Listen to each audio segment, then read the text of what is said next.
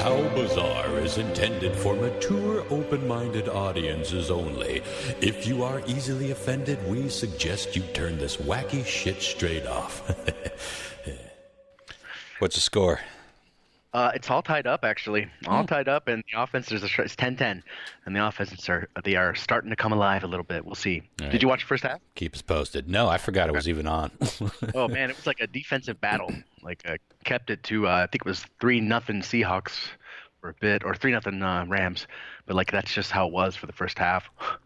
Anyways, nobody cares about football but us, so cool. Yeah, well, I think it's kind of nice to have a Tuesday night game. It's so weird, man. It's so bizarre. Mm-hmm. Are they still doing Thursday night football? Yeah. Mm-hmm. I wonder why I've not been. I just haven't. It's not been on my radar as much this year. So. My invitation must have been lost in the mail, NFL. Why was I not informed? I feel like I looked into it at one point. Obviously not very long or hard. All right, looks like Lyle joined. Let's see if John Mark is on the road in his old-timey coconut mobile. Oh my God, I love it. That was funny. It baffles me. It baffles me that in this day and age you can accidentally sound that bad. Because I'm aware of filters. Like when you're doing filmmaking stuff and you want somebody to sound like they're talking over a phone or an old radio, you wouldn't apply that much filter on it. You know what I mean? Because you'd want it to be somewhat understandable. Filter. Sounds like he's there. You there, John Mark? Mm-hmm. Filter. So you're not driving home from work? No, I'm worked from home today partially. Icy roads or just no, I got to work and I was and like nobody was there, and I was like, okay, I wonder if we get to work from home this week, because like my job, like if you don't have anything to do that's like customer facing, you can, it's possible to work from home, if you kind of like talk it over with your boss or whatever. And so I got to work and nobody was there. and I was like, okay, that's a good feeling. So I went and got some coffee and stuff, and then I checked my messages and it was like nothing. And then I looked a little bit later and it was like, oh hey, you guys can work from home the rest of the week if you want to. And I was like, of course I'm at work already, Yeah. Because I get up at 5:30 to start commuting in. So I'm, you know what I mean? So still great to go back home, though, right? Yeah, my boss was like, hey, go home at lunch. And I was like, okay, cool. If I must. God. Was that good, God, because of something that happened on the Seahawks? No, I was just thinking, I have a friend that fucking overdosed on Viagra this week. Oh. It actually sounded really scary. He said it was the hardest day of his life. Is that that's a joke, yes? Yeah. Yeah, sorry guys. You have to ask. I've got problems. Well, I don't know. You're clever. You could have just ended the story you could have made a joke out of it. That's got to be a thing, though. They say don't. I was gonna say though, was it anything like that when that spider bites you? That Amazonian spider or whatever it is, a jungle spider. The old 10-hour boner spider. Yeah, that old thing. Kill you. Classic boner spider. Well, this will be You'd be like a natural door knocker. You just walk into the door and wham, fuck, wham, or boat horn honker. We learned that from. Yeah. I was trying to think. When was the Tommy Lee and Pamela Anderson sex tape? Was that a 90s? 90s thing? Yeah. Good Lord. I think so, right? That changed the world. The fuck tape that 90s. changed the world. Did you see there's a movie coming out about that? Yeah, I did. Yeah, it's got Sebastian, the guy that plays Bucky in fucking the Marvel movies, the Winter Soldier, as Tommy Lee. Yeah, and is it Seth Rogen? Am I thinking of the same movie? Yeah, he's in it too. It looks great. He's like the shady guy who's looking to sell it, right? Stole the video. Yeah. I feel like it would be an interesting story, even if it's told badly, taken from reality or whatever. But I still think it'd be interesting to see what they do with it. Yeah, it depends on the tone of the movie.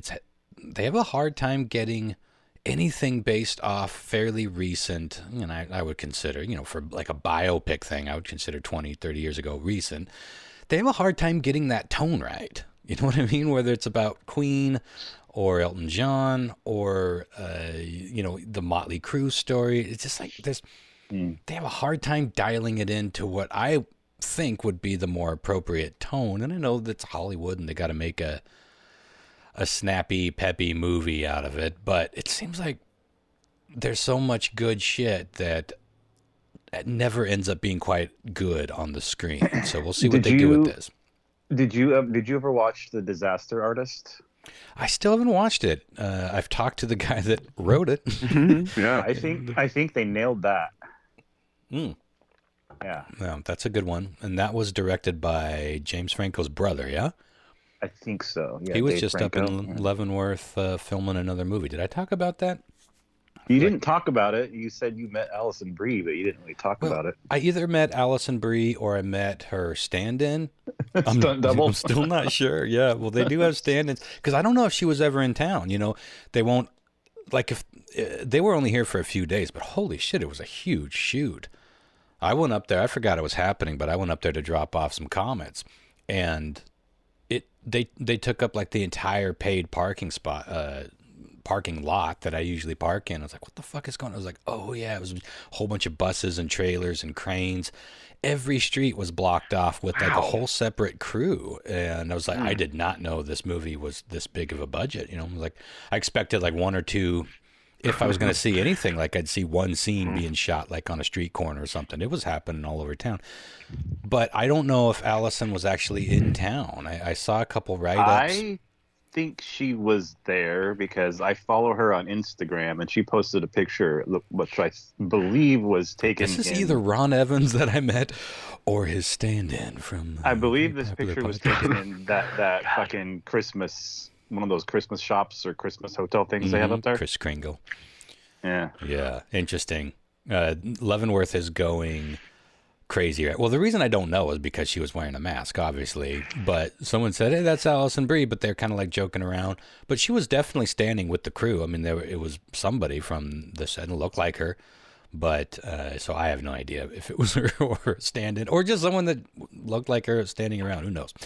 But Leavenworth is going kind of viral right now. Maybe you guys have seen it with all this hoopla from the Krampus festival. Did you see any of this? No, Yeah, what's going on? I did see that. It's making international headlines, and it's so funny because the Krampus thing, it's not brand new. Well, the story itself goes way the fuck back, but, about, 10, 15 years ago, you started noticing people having Krampus festivals. That name started popping up. My friend JJ and a couple of his friends opened a really cool gaming and comics shop up in Leavenworth. The first of its kind anywhere around here, really, called Krampus Cave. And they were the ones that sort of organized this.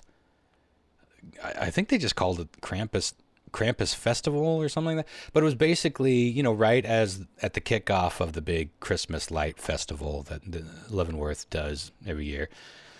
They did this little festival, and they had a bunch of really good costumed Krampuses and demons walking around, and the story. And then, posing with like kids, and the kids are smiling and laughing and having a good old time. And it was just a cool little festival, and it seemed like it was pretty well attended. And then all of a sudden you start seeing all these stories about, God, I should pull one up, and you got to hear the tone. But to sum up, it was just like, oh, this is more of the war on Christmas. Look at what they're doing to our... demons trying to be... overtake Christmas with demons instead of... It was kind of like folklore to basically scare the shit out of your kids to be good. Mm-hmm. Is what Krampus is the story. You'd be these are good ancient boy, European myths, ancient European pagan myths, and it's like way back in the day. This predates fucking Christmas, you fucks. I should. Yeah. Well, that's what a lot of people are saying. And while this is going viral, it seems to me like even around here, a lot of people are just like rolling their eyes at the quote unquote controversy. But listen to this. This is Eric Lacidis from the Seattle Times.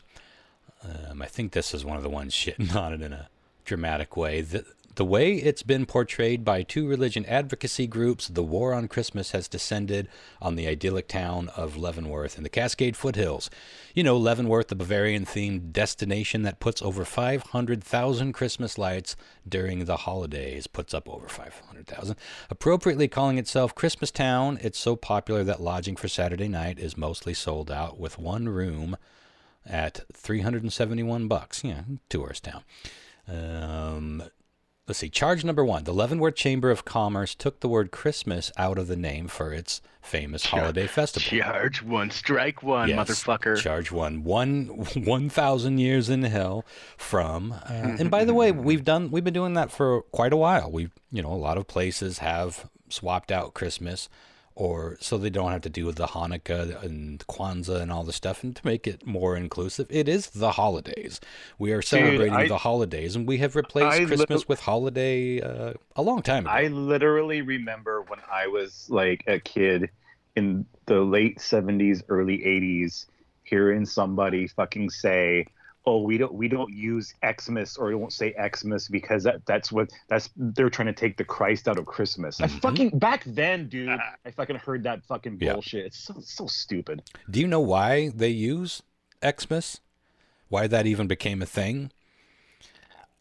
School me, Ron.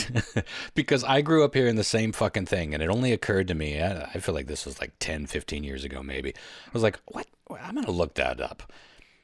As it turns out, one of the ancient Greek letters, like one of the earliest forms of the Greek alphabet, used the symbol for X, not the letter X as we know it, but it was a symbol that meant Christ. So Xmas literally says in ancient time. One could argue it's even more authentic to Christ's time. It's certainly closer to Christ's time. I mean, English has nothing to do with anything, that time. So it's like, so that kind of blew my mind and really just drove home what I'd been, sort of as I get older, being suspicious of all along, which was this was all horseshit. And once somebody just starts the horseshit train, everybody else just followed it, and it was easier to do back then, especially going way back when. I don't know. Was it easier? I think it's easier now, man. Well, it shouldn't be easier now, but there was a time when the only people that could even read, the only people that could even be taught how to read were the clerics of the church. Like they didn't entrust the people of the village or their own congregation with the power of reading.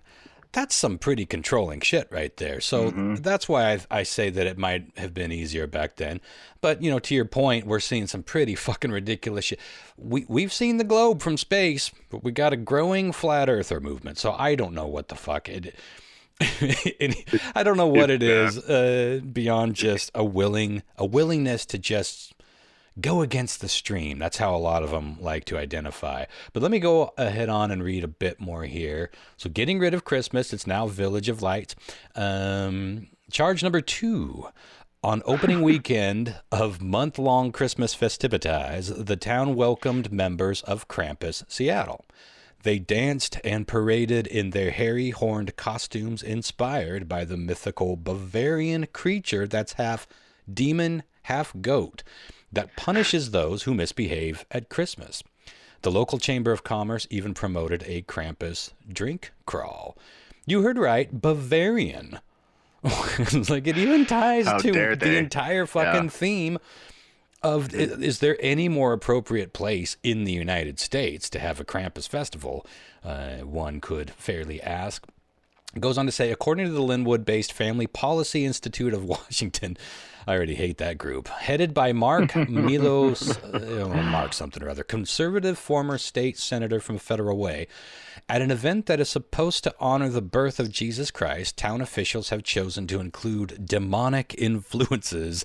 These attacks on Christianity, everything's an attack, everything's a war, or people just want a fucking different thing to do than your ancient way that you, by the way, are still 100% free to do.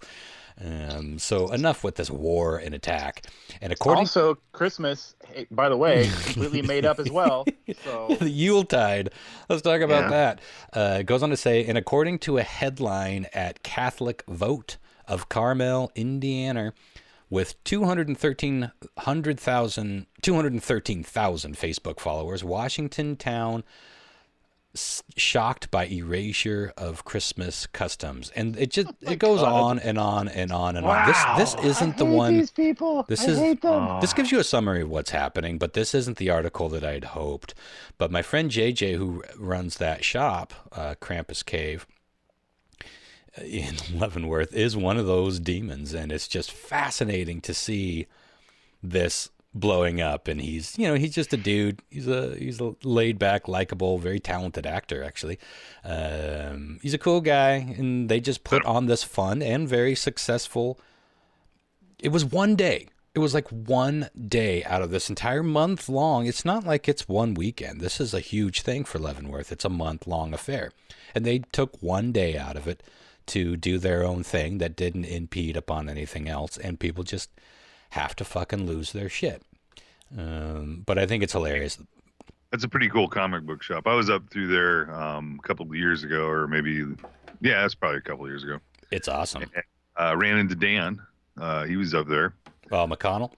Yeah. I'm going to send you guys a picture. Hopefully this comes through over Facebook. You got to see these costumes.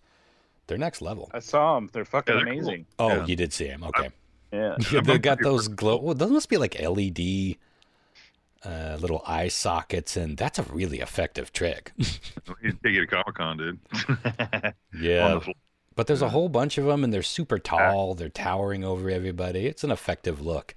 This wasn't no cheesy ass effort, and tying in with the large and longer running Krampus Seattle Festival was a good call. So, anywho, these are the same. There's the same kind of like this kind of festival has been going on in like various places in Europe for fucking who knows how long. And costumes. You're wrong, John Mark. Level. It's brand new. It's a war on God. It's a war on Christ.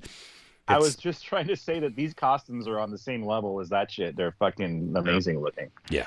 It's a fun fucking festival, and everyone has to get there. This fucking satanic panic, man, I say it all the time. I feel like in hindsight I probably should have, but I did not see a resurgence this large and this potent of the satanic panic. But I think we're in a one that is far surpassed the one that I saw when I was a kid concerning like heavy metal and horror movies and just trying to find symbolism in like, every fucking logo and every company, like, ooh, what is that? Procter & Gamble? That's witchcraft. Remember that? Their fucking logo. Yes. They just, all this bullshit was just, it goes back. It's kind of like, I suppose if it does tie into a modern thing, think about how many sermons one preacher, reverend, priest, whatever, rabbi in one church. Think about how many stories they had to come up with for every fucking Sunday, maybe sometimes Wednesday, maybe 2 services on Sunday. Think about how much content they needed to fill a 90-minute sermon. It's a kind of a similar thing where we have so much content being devoured online that people have to write something. People have to complain about something, and they have to hate something. And it sure seems like we're focusing on the ridiculous more than the serious, because there are serious issues, believe it or not, folk. All the things that they like back, specifically back when like one of the first satanic panics that we remember from like the late 70s, early 80s or whatever. So there was that one, and then the 90s there was one as well, But like all those stories, those books that came out that were supposedly written by people that were like, oh, I was a Satanist and this is my story and like this is what to watch out for, Totally debunked, totally fucking full of bullshit. Like, but yet these people just keep preaching. There's people still preach that shit like it was real, and it's like completely debunked. And it's like, why are you doing this? This is not real. What are you fucking afraid of? Who debunks the debunkers, John Mark? The conspiracy's deeper than you'd ever know. It's only a matter of time. Maybe this is already happening, but it's only a matter of time before the QAnons link up with the flat earthers. I think the QAnons are already linking up with the anti-vaxxers. So it's only a matter of time before they all just, for one, crazy in, crazy out, right? And strength in numbers. But also there are so many shared principles to them. Not necessarily in the practicality of what they're discussing or what their beliefs are, but in how they're going about it. And, it's all the same basic premise where mainstream media, you can't trust anything. Modern medicine is all a trick. It's all a trick. All science is a trick, and it's all tied somehow to Satan. Yeah. This is the biggest fucking satanic panic that we've had probably since the witch trials. I mean, what else have we? I really thought you forgot about the Illuminati. Oh, Illuminati, good call. So Yeah. So we've been doing a rewatch of Community recently, and you know how they have the darkest timeline in there. I firmly believe that we are in the stupidest timeline right now. I don't know what happened. We're purposefully putting ourselves back in a dark age. It's the stupidest fucking timeline, and that's for sure. We know things now. Like, we don't have to pretend that we don't. We don't have to start unlearning the shit that we've learned. Fucking we fascinating. Satan. It's all about Satan. It's so stupid. Jesus. Fucking Satan. Jesus. Could it be Satan? The fucking church lady should be the most popular meme on planet Earth right now. Dude, like, seriously, if we're not fucking careful, we are 100% going to be living in the fucking Handmaid's Tale. Oh, God.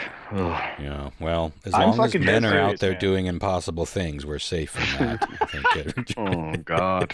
I know, I need to stop bringing them up. Impossible things. Do your man. Impossible things. Impossible. Miraculous. Look around. You see buildings and doings. Artwork. People paint. Doings. They're working themselves to death. Literally. But speaking of Grinch, or speaking, all right, Freudian. Speaking of meme, one more thing that has gone wild concerning Leavenworth is a much more lighthearted thing. Now, maybe you guys have seen this. I'm gonna send this to your texting thread. This is the inordinately large bootied Grinch standing in the middle of the Christmas festival. Damn. And have you seen this meme? This meme has taken the fuck off. I think the first one I saw was, where does the Grinch get off showing up with this much cake? That's my friend Katie in there, and I don't know the story. I'm reaching out to her for a little feature on the Comet. I bet you are. How this giant bootied Grinch meme came to be. Perhaps a photo shoot. Maybe like a visit in the middle of the night. Maybe a little. God. It's fucking hilarious. I don't know what's going on here, but I'm dying to know. Like, why? I'm not terribly familiar with the newer Grinch movies. Does the Grinch in the newer movies have an inordinately large ass? I'm gonna look it up right now. Because I was like, where did that costume come from? Did you modify to be the... I wish I could come up with something snappy. I was going to say pinch. Which one are we looking at? 2018 That's not bad. Or the Jim Carrey Grinch? Well, start with Jim Carrey and then move forward. No. Didn't have a dumper. He didn't. No, for sure he didn't. No. I can't picture it, but I don't know it. He didn't have a banging dumper. I don't think so. I think this is just a reimagining. I think it's a reimagining because the pictures that I'm seeing definitely don't look like that. I definitely did rainbow. I definitely did rainbow hands when I said reimagining too, like reimagining. Well, speaking of reimagining, I had a game all set up and planned for later on tonight, and it was after I was completely done with it. I was brewing up a nice batch of quality oolong loose leaf tea and thinking, wow, I'm ahead of the game, quite literally. I've got about an hour to kill. And then it hit me, I need to take this in a different direction. So I redid the whole game and just finished it. And I sent you guys something, but we'll talk about that in a bit. And that's all I got for tonight. So anything you guys want to chat about until then, you have the reins. All right, so let's talk about where are we at in the game, Chris? Where are we at in the game? What? Oh, okay, the football game. I think the Rams just scored again, so it's 17-10. We're getting the ball back. Let's see what happens. Okay. There was some questionable officiating, if I'm going to be honest. Things that I wasn't very fond of. Is the game... oh, go ahead. Russie got a late hit, for instance, that wasn't called. I'm a little upset about that. Mm-hmm. There was a questionable holding call that the Rams capitalized on as well. So we'll see how this continues. They all want to take Russ out. That's all for football right now, Ron. Hit me back in 15. Well, I want to know, are they playing in Seattle? No, they're not playing in Seattle. Did they limit the crowd, or were they not bothering with that? Oh, no. There's none of that nonsense any longer. We said that it was going to be we said that it was a delayed game. For anyone that doesn't know, it was delayed 2 days because of COVID infections. And I thought, well, what's 2 days going to do? But apparently it did, yeah. It got them, a couple of them past the 10-day or whatever. Yeah, I think they've loosened some of those restrictions too, which is, I don't know if that's... Yeah, for vaccinated people. I think the contagion zone is maybe a little less, but... Okay, well, John Mark, Lyle, you don't have to have a story. We got plenty to do, because we're going to end with your guys' response to my pick of the month as well, but I want to give you a chance if you do have something. Did you know that prehistoric millipede was the size of a car? I remember reading something like that, like some of the old bugs were giant. Well, this is a millipede. If you think about millipedes, they got all those fucking little legs. Can you imagine the sound of that? I feel like it'd be deeper than that. It'd be like, I don't like it. It's just like 1,000 galloping horses. UK, I think it was. They found basically an 8-foot long one embedded into on the beach on the cliffside. So it's basically a fossil, but it's pretty. That's VR Troopers. That's like real straight out of VR Troopers, some shit like that, like giant alien bugs. Do you mean Starship Troopers? Yeah, what did I say? VR Trooper. VR Troopers. Is there a Starship Troopers VR? There's something VR. There was I'm sure. shows like VR something, VR Warriors. Weird. VR. It's like, we are VR. VR Troopers. Fucking Starship Troopers is such a classic. Great movie. Good book, too. By the way, I'm still waiting for these co-ed showers. Remember that? That was such a shocking scene to see in the 90s. You've had a co-ed shower institution for a long time, Ron. I've been sure, at your but house, not in pub. not at the workplace. I think we're getting closer and closer to co-ed bathrooms. I mean, I know they exist, and they exist in a lot of places, but they're not universal. And some people are still just crazy about that. But I think as soon as they are universal, that'll go a long ways in de-weirding. There are all these steps we have to go through to sort of de-weird the difference in gender and sexuality and nudity or whatever goes into. It's not like we're all shitting together in a big trough staring at each other. You go in, you're in a stall, you do your thing, you get out. And right now, when we've all done it, right? We've all accidentally walked into the ladies' room, and it's like sheer terror, like panic, like, oh, holy fuck, how did I get in here? Took a left when I should have took a Ralph. But eventually, and what is that? It's just like, oops, it's an accident. Wouldn't feel that way if you accidentally walked into the kitchen instead of the bathroom, but when you go in the wrong bathroom, it's heart-stopping situation. Co-ed everything. That's my motto. Free the nip. Free the nip. Did you have any more on that? No, I mean, it was just a horror story. It's just I just wanted to imagine it. Just could you imagine? Imagine it crawling over you. I'm not. Well, the size of a car, it's like, like crush you. The arms themselves, the legs have to be like the size of human arms. It's just it'd be a creepy sight. I don't like that, especially on the beach. I'm not anti-bug. I'm not like creeped out by most bugs. Are you guys? Or is there like a specific bug that bothers you? No. Bugs and bugs, not so much. I don't really like spiders too much. I mean, I know that they're good and everything, but they're just, I don't know. I don't like the way they creepy crawl. I don't like it. Yeah. If I can get them outside and let them free, I will. But sometimes those fuckers are just like, you got to squish. Smashy smash. You know? It would be different, you know, if you had like a tarantula-looking thing that jumps out of the fucking curtain at you. But instead of like no silence and just looking at a bunch of fucking eyeballs and fangs popping out at you, like it like tweeted like a little bird or something, you know. So if you knew it was kind of a little harmless, you'd be like, you think that would improve things? Is what you? Let me take you outside for a walk. The whistling spider is an improvement. Somehow that they weren't going to bite you, then that would be one thing. But that's not, sadly, how it works. Yeah, I don't like anything crawling on me. But if I see a spider on the wall, even if it's a black widow, I tend to try to capture it and let it go. Whereas for a long time, those were the only spiders that I would smash. Everything else, I would scoop up with my bare hands, even if I knew it was a spider that could bite pretty painfully. Yeah, I really wigged somebody out doing that once, and I thought she was going to vomit. But one of the biggest phobias on planet Earth, probably is the biggest phobia. Well, you know what they say. It's like people like eat spiders like in their lifetime. There's like 20 spiders in their life. They say. Crawl into your mouth. Yeah, swallow.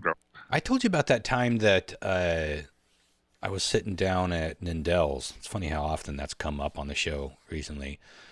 Oh, no, you know what? It was at Country Inn. Not that it matters, but I want to get it historically accurate. Big difference. It is. And Country Inn is still there. You could sit at the very table. I was sitting there with my buddy Jason, and he kept digging at his ear. It was like itching. He's like, God, itching. And then he finally just like really got his finger in there, and then all of a sudden a waxy, massive earwig just came flying out and thumped on the table right in front of us, uncurled, and went climbing off. And we were both just like, that was in you from the probably since you got up. You know, it probably crawled in your ear while you were sleeping. They say bugs do that. They nestle up in your. And one of the reasons that we have earwax is evolutionarily, is that the word? We have developed many ways of keeping harmful things out of our person. Bugs could burrow their way all the way into your brain if they didn't get lost in all that thick sludge of earwax. But this thing was just like hanging out inside. I bet a lot of people listening right now are like, ooh, get back to the whistling spider. Cringe. Yeah, cringe. I don't know if I told this story on the podcast before, but when I was a youngster in Bangladesh, there was a bunch of people playing badminton outside at night this one time, and some kind of like a beetle-y thing flew into this one dude's ear. And I remember the trauma and the drama of them trying to get that fucking thing out of his ear, and just like the look of pain and horror on his face during this whole process. And I still remember it to this fucking day. I couldn't have been more than like 8 or 9 years old, you know? Well, yeah, that's a horror fucking movie scenario in real life. That would stick with anybody. It was fucked up. I'd never heard of that. Yeah. Well, we should probably move on before we lose the rest of our audience with horror bug-related stories. Well, I'm proud of you for not having an issue with bugs, especially beetles after that fucking scenario. Yeah, just don't go in my ear with earplugs in. I'm sure there are people out there that sleep with some sort of anti-bug scenario because of their phobias. Well, anything else before we get on to the game here? I'll tell you how. Well, I initially set out to do I came across this list of the 20 most popular Christmas gifts this year, according to goodhousekeeping.com. Now, these were popular based off of things that are trending on social media, but largely based on Amazon and other e-commerce sales thus far. Obviously, we don't know what really wins out until after Christmas, but this is this year. And I thought it would make for an interesting round of elimination. But then I started reading the list, and I was like, And this is going to be impossible. So we're going to try something a little bit different tonight. We're going to do it more like Price is Right, where instead of you listing the most popular one, and maybe we'll see how quickly you blow through this, we might tack some of those on, because I still have that separate list. But we're going to do which one of these costs the most. We're going to try to... I'm not explaining this well, but this is because I just changed it, right? So what we're going to do is you guys have the list of the entire top 20 in front of you. One by one, you guys want to eliminate the most valuable, the most expensive on the list. That's the order we're going to go for. But out of that top 20, only the top 10 will count. So number one will be worth 10 points as per usual, and 10 will be worth 1. So does that make sense? No. Okay, well, you got the list. Are we guessing? What are we? Oh, so we're guessing from the list which is the most expensive? Yes, out of all those. Okay. Now I'm going to go through the list for everyone at home to hear, and then we'll figure out what order we're playing in. And then you'll have that list to choose from. The reason I sent you the list is just look over them. Oh, this is cool. So we're trying to get the most expensive ones first. Yep. And I will tell you this, the most expensive one is not crazy expensive. That's really your only clue. I mean, you got all 20 items in front of you. Now, again, for the sake of the audience listening at home, I'm going to go through these items, and of course this is in random order, and that's how you guys got them. First, Roku Express 4K. Pair this Roku streaming stick with any Alexa device, and they'll all have their streaming services at their fingertips. I personally can't live without my Roku. Lyle, you just got one hooked up today. I think you'll find it quite useful. Fire stick. Up next, a custom fort playset. This set for ages... I feel like I should do it like the guy on... This set for ages 3 and up comes with rods and connectors. It's already way to go, Rod. Tell him, Ronnie. Yeah, that was his name, wasn't it, Rod? Rod. Comes with rods and connectors, which they can drape with their own sheets and blankets to make cool structures. I thought that was a pretty cool little gift. We used to have to use furniture and boxes and such, like hobos. Imaginations. Oh. Next up, a 3-in-1 Apple charging station. It holds an iPhone, a pair of AirPods, and an Apple Watch. Moving on to the moon lamp. I have one myself. Not this exact model. This one's a 3D moon lamp that can add a warm glow and fun talking point to any bedroom. Is that dark side of the moon to it? Ooh, you got to know it's dark on the other side. Prove it wrong. Oh, you just keep walking around in circles. I know you're there. God. Next up, the Shiatsu back and neck massager. Classic Christmas gift here. This heated massager can be used on their neck, back, legs, and feet and taken just about anywhere. I bet. And the penis, of course, as Lyle mentioned.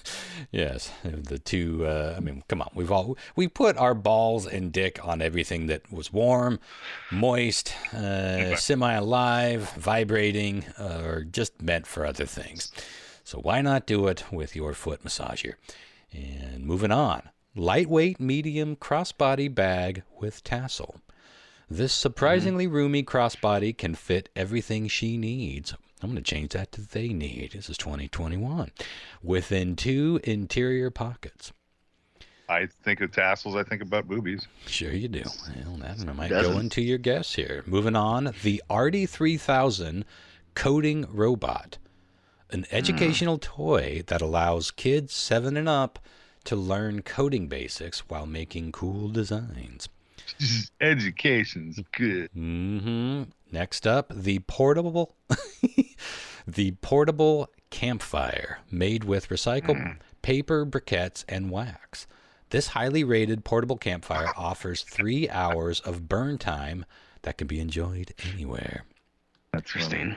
Then we have I know there's a lot of these. We have the temperature-controlled smart mug. That's dope. I would like one of those. Then we have name earrings. This is add a pair of personalized earrings to someone's collection. And I was thinking about this. It's like you send them your name and they send you earrings with the name. But it's like, okay, so are you wearing earrings that say your name? Or does it say the name of your partner or your child? It's like, this is confusing. But that is on the list. Name earrings. That's what that is. Up next. Hey, for the joke on the front of the episode, you could put like a hot chick with her face to the side, and then have an earring that says the Crippler. I'll try to remember that. And like Brad. Yeah, I can make it for you. I can do that. I can Photoshop you something. Santa's coming, guys. Calm down, okay? Oh, he's coming. All right. Next up is... Wait, hold on. Real quick pause. I had to say, football. Seahawks are going on at 4th and 6. They're down by 7. They're at the 50-yard line. Oh, come on, dude. You know it's already over. See, they're going for it on 4th and 6. Oh, timeout's called. They're getting iced. Sorry to interrupt. Continue. I feel like there's a lot more going for it on 4th down these days than they're a quarter team, but later years. Earlier years. Anywho, keep us posted. Don't worry about breaking in there. And I'm realizing the audience is probably already lost here, but these are good for you guys because you didn't get the list of descriptions. I think that might help. There's additional information here. Mm-hmm. And you're going to want that additional information when you go to try to put these in the right order. Moving on, the original reversible octopus plushie. This adorable octopus plushie was all over TikTok this year, and it's one of the most popular toys on Amazon right now. Moving on, I thought this was a cool idea. I can't tell what movies it's using, but this is 100 Movies scratch-off poster. And just like it sounds, it's 100 movies that you got to scratch off every day, sort of like an advent calendar for here's the classic movie we get to watch today. I think it's a cool idea. Depending on the lineup, though. It'd be kind of fun for a movie club, though. Mm-hmm. Yeah, absolutely.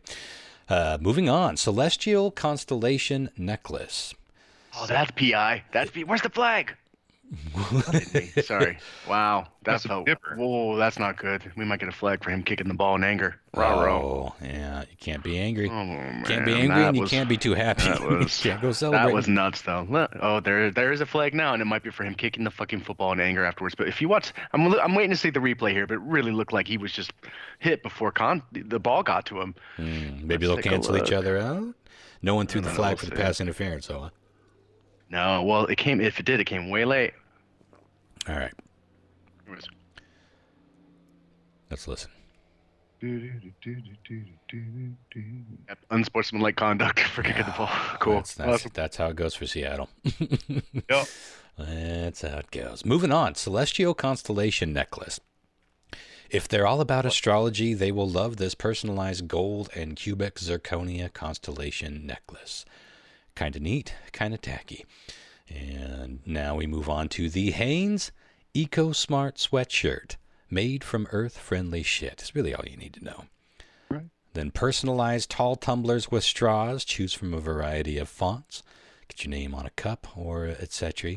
We can't get enough tumblers and water jugs these days. So I can see that being very popular. Moving on to an all-access class subscription. Now this is... I don't know. You've probably seen these advertisements on Facebook where it's like Neil Gaiman or certain athletes or artists or graphic designers. They're putting on masterclass series for you to learn from the masters. Really cool. That'd be a really cool gift. That's an all-access class subscription to the masterclass series. Some of them are cool. I've seen one with Morgan Freeman. Mm-hmm. How to talk like Morgan Freeman. First off, learn my name.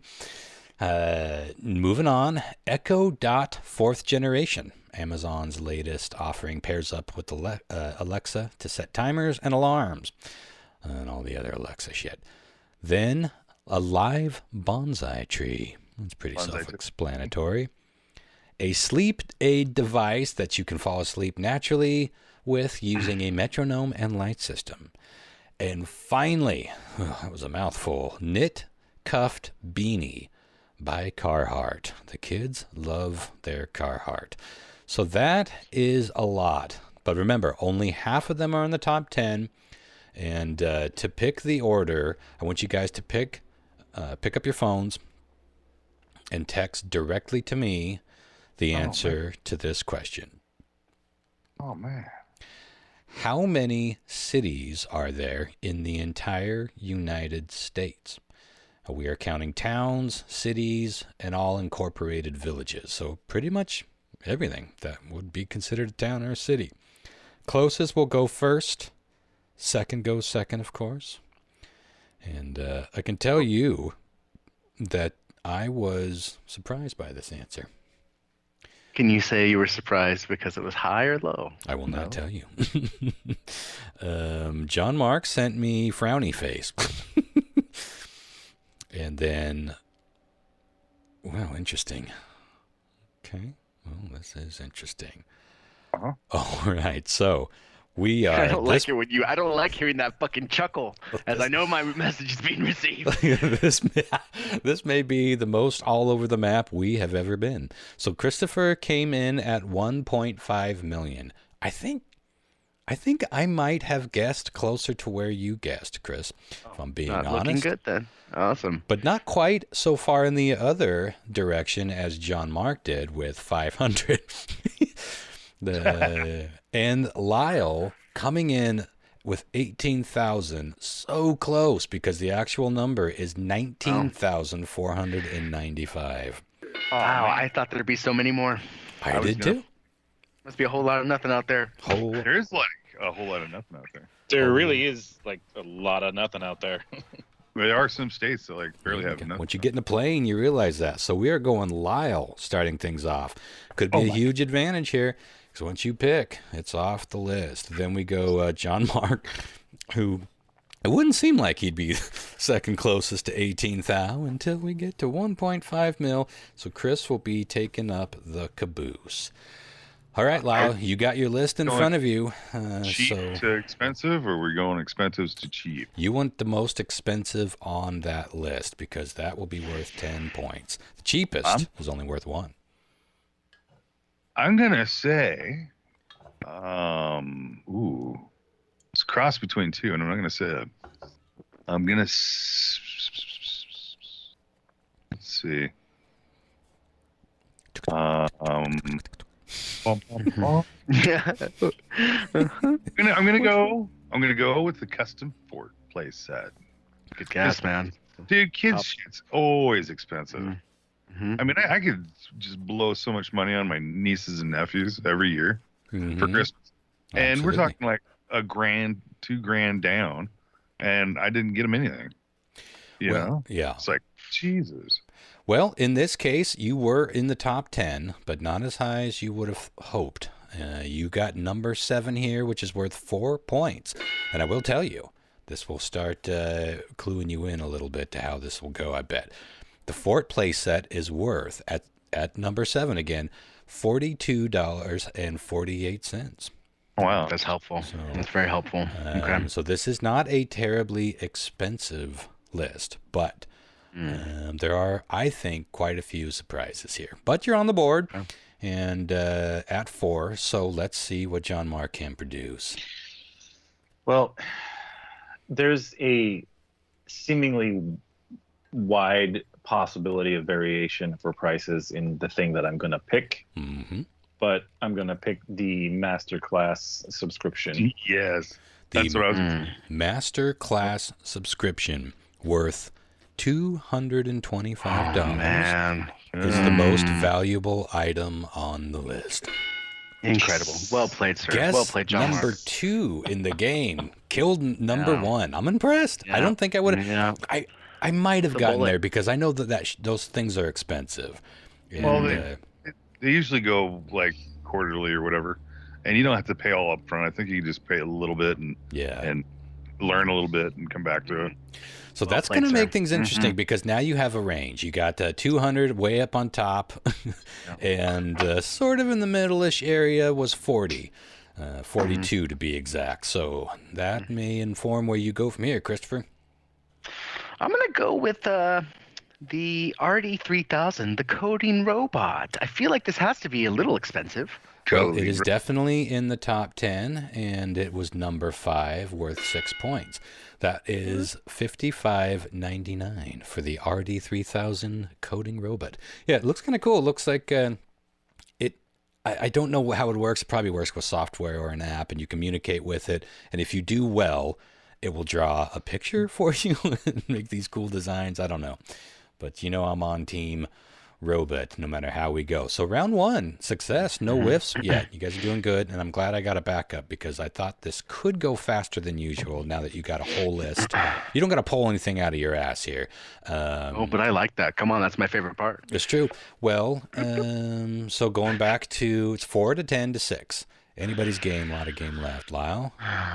Fuck. So is the 3-in-1 Apple charging, is that an Apple product? Good question. Good question, Lyle. Solid. Because if it's an Apple product, I think it has to be because it had Apple in the name. I don't think they could put Apple in the name. It would just be like a phone charging station, right? Yeah. I don't think they could use Apple. Amazon deal. Let's say Apple.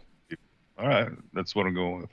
You're going with that. Well, that was, for an Apple product, it was not all that expensive. $28.99, and that is down at 12. So that doesn't get you any points on the board. But yeah, you weren't crazy in guessing that. Electronics are spendy, but they are kind of the thing that comes down the quickest too. They have a $10,000 fucking monitor for their computers, desktops. Yeah, and too, I can't swear that it's an official Apple product. It could just be a third market thing, but I don't know. I'm just saying Apple in general. Yeah. Apple in general is pretty expensive. Oh, at this point, you're paying for the logo. I mean, let's all be honest. PCs have gotten so good and so much more reliable, and a lot of the other software developers have made deals where they used to be exclusive with Apple. They're no longer exclusive with Apple, and let's be honest, Apple is not the company she used to be, so you're paying an extra premium. I've said before that this may be the last Apple that I buy, my new Mac that I got a couple years ago, a year and a half ago at this point, but we'll see how Apple products still seem to outlast non-Apple products in my experience, but maybe that's changed. This is the first one I've bought in 15 fucking years. I mean, case in point in case. All right, John Mark, that was the first whiff, so this is an opportunity to keep your lead trucking along. I'm gonna go with the Alexa Echo Dot. Fourth gen. Alexa Echo Dot 4th Gen comes in. Interesting choice. Number 9 for $34.99, and that gives you 2 points, so you're now at 12. Not bad. 4 to 12 to Christopher 6, but he's got a chance here to take the lead if he gets one of those top 5 for sure. I have to go the goddamn live bonsai tree. Has to be expensive. Ooh, I don't know if I would have guessed that one, but you are correct. It's up. Well, again, not expensive, but it's up there. $54 for the bonsai tree, and that's number 6, which almost ties you with John Mark, but that takes you to 11. All right, and back to Lyle. You need one here to stay in the game. So I remember probably like 10, 15 years ago, the Tickle Me Elmo. Remember that? Mm-hmm. Oh, how could you forget? Everybody wanted one, and nobody could get one because they were already sold out. So on your list, there is some type of an octopi that has the definitely the fame. It's on Instagram. I'm sure it's probably one of the most popular toys on Amazon. And it's most popular, so I'm going to go with it. Well, I can see why you would guess that because it literally says popular right in the that's his original the title, but the price is only $15. And that puts it at 18, which is well out of scoring range. But you're not out of it yet. A couple whiffs for the other guys, and then you get one of these. We still have the top 2, 3, and 4. So we're not done with this just yet. John Mark, what are you thinking? John Mark. Did someone say the mug already? No one has said the mug. Is that where you're leaning? It's a cross between the mug and the shiatsu massager. Ooh, yeah. What sounds more relaxing? They go great together, like both of those right now. And the octopus plush. Let's make it a threesome. Put a little fucking campfire in there and you got it all. It's true. Dang, this is fuck. This is tough now. This is getting tough. Let me just take a look at this list again real quick. What do we got here? Still plenty left. We got the sweater. We got the scratch off movie poster, the temperature controlled mug, massager you just mentioned, the moon lamp, Roku Express, portable campfire Lyle just mentioned. I think I want me one of those portable campfires. Have it in my living room. If it wasn't for that pesky carbon monox. The name earrings. We got the. Actually, I'm gonna take a left or a right at Albuquerque. Maybe I should have taken a left. I don't know. And I'm gonna go with the sleep aid device. Ooh. Sleep aid device is a great guess at number 4, which gives you 7 more and takes you up to 19. Curious to see where Christopher goes based on that. I'm going with the mug. I wanted to get one of these, and I was shocked at how much it was. I was like, I don't want to pay that much for that. Well, John Mark, you almost took the right or the left, and you should have gone right. The mug is number 2. Yes, bitches, I'm back, baby, I'm back. $109.95 for that temperature-controlled mug. That's a spendy little mug, man. You know what I did? I went the other route and got a fucking little hot plate that sits at my desk that I put my real mug on, and it just keeps my coffee warm all day. Yeah, for like, what, $12? Yep, it was dope, too. Yeah, I had one of those. All right. You can also use it for other things besides keeping fucking liquids warm. That's true. Yeah, get rid of, you mentioned when I was talking about, decluttering my house. Does it, what is it? Does it spark joy, I think was your phrase. Yeah, well, another one to ask yourself is, does it only do one thing, especially in the kitchen? That's where you can get rid of that single egg boiler in lieu of these 3 or 4 other pots that can boil an egg, but also many eggs. Anywho, I think that's one of the things I see on like most of the cooking shows and stuff that I watch, or any of the chefs that I follow, and they're always like saying like, anything that has one purpose, just fucking get rid of it. Yeah, Alton Brown calls them unitaskers. And occasionally he'll say, this is one unitasker I make an exception for because it's amazing. But yeah, almost everything else, you don't need a garlic press, really. Just chop it, mince it. You don't need, there's all these things that clutter up your shit. And now you just have a dirty dish for that thing that took 30 seconds and not even that long. All right, so we got Lyle at 4. He needs some catching up here. John Mark sitting okay at 14. Christopher just whipped his dick out, took the lead at 20. So shakalaka. Not crazy polling away, but we're getting down there. There's only a few more on this list. Remember, we're just doing the top 10. So Lyle. Wait a second. Wait a second. Would you say I have 14? You have 14, yes. Because I got 10, then I had 2, and then I got 7 for the last one? Or no? Let's see. You keep me honest. I'll trust your brain. Let's back up. All right, so what was the last? You got 10. Your first guess was the number 1. That was 10. Yeah. Your next guess 9 was 9 for 2. And I got 12. Number 4. And you got 4. I'm sorry. It's 19. I just wrote it badly. I read my own writing. It's a big diff, bro. Sorry, John Mark. So that's a close game on that end. Lyle, you need something here. You need that number 3 spot. You know what you're gonna do? It's Christmas time. You went out shopping and you found your lover. One of the most thoughtful things you could ever get, and that would be a constellation necklace. And say, hey, babe, I know you're a Leo, and I'm a Virgo, and I'm ready to rock. Let's do this. And be like, wah wah wah wah. That is a nice paint a picture, Lyle's right there. That makes me feel good on the inside. It's under the mistletoe.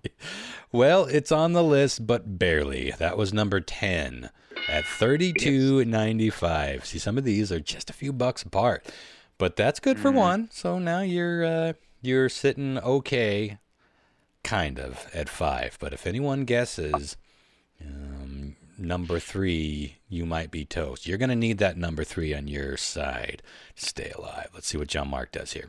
What did he just? Oh, he guessed the necklace. Yep, necklace is off the table. Okay, I'm trying to keep track of like what hasn't been guessed yet. And we still got the portable campfire, Roku Express, the name earrings, the purse, personalized tumbler, scratch off poster sweater, Carhartt beanie, and shiatsu back massager, and the moon lamp. And you said the lightweight medium crossbody bag with tassel, right? And the rest, yeah. I summed it up as a purse, but yeah. Okay. Let's see here. It's got tassels. Let's go with the Singular. shiatsu back and neck massager. Ooh, Lyle, that might have just done you in, because that was, in fact, number 3. Damn. With 8 points, which takes let's see, Sweet. 19 plus 8 is 26. Is that right? You guys keep me honest and mathy. I'm writing it down. Unless someone 27. 19 plus 8 should be 27, I think. 27. Yeah.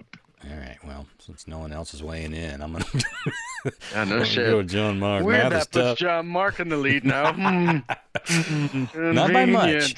Let's see. Boy, we might be... Well, here's what we're going to do. Because as I predicted... Well, where are we at time-wise, first of all? Let me look at the... What's the score at the Seahawks game there, Chris? Oh, it's over. We lost, and there was weird shit. There was some contention. Oh, bummer. Yeah. And what's the record now? Oh, it's like 5-9, I think, or something to that effect. Not as bad as it looked like it was going to end. And how many more games left in the season? 3. There are only 3 Okay. games left. But you know what? It could end It's up all right. being an okay season. I mean, an okay This bad game, season. they've looked pretty good the last few games. Let's just hope they turn around next year. Yeah. Yeah, regrouping All right. here. Anyway, okay, we got time. We're just now at an hour. So here's what I'm going to do. We're going to do a separate mini game. We're going to call a winner here because John Mark can't be beat. I'm looking at the scores here, but I'm going to give you all one last shot. Okay. Well, it's your turn anyway, Chris. Go ahead and take a stab, and we'll just see. So if I it should at least leaves get you. an opportunity, right? Let's Mhm. see, right? You can't My turn. catch him, but you can make it. I believe it's my turn. Yeah, John Yeah, Mark went. John Mark won. Lyle needs it more. But, Can you read me the description of the Hanes Echo Smart sweatshirt one more time, sir? Echo, echo, echo, echo, echo. Oh, this is the one that I just made lazy. I think it's Eco Smart. Made from earth-friendly shit. Oh. Mm-hmm. Okay. All right. Okay.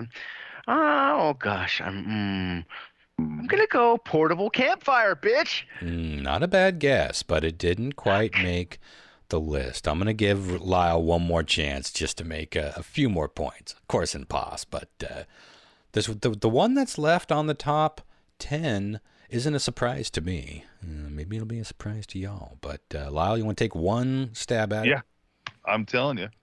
It is something you probably already own. It's probably the moon lamp. It is the moon lamp, and I do own. I own a wall hanging one.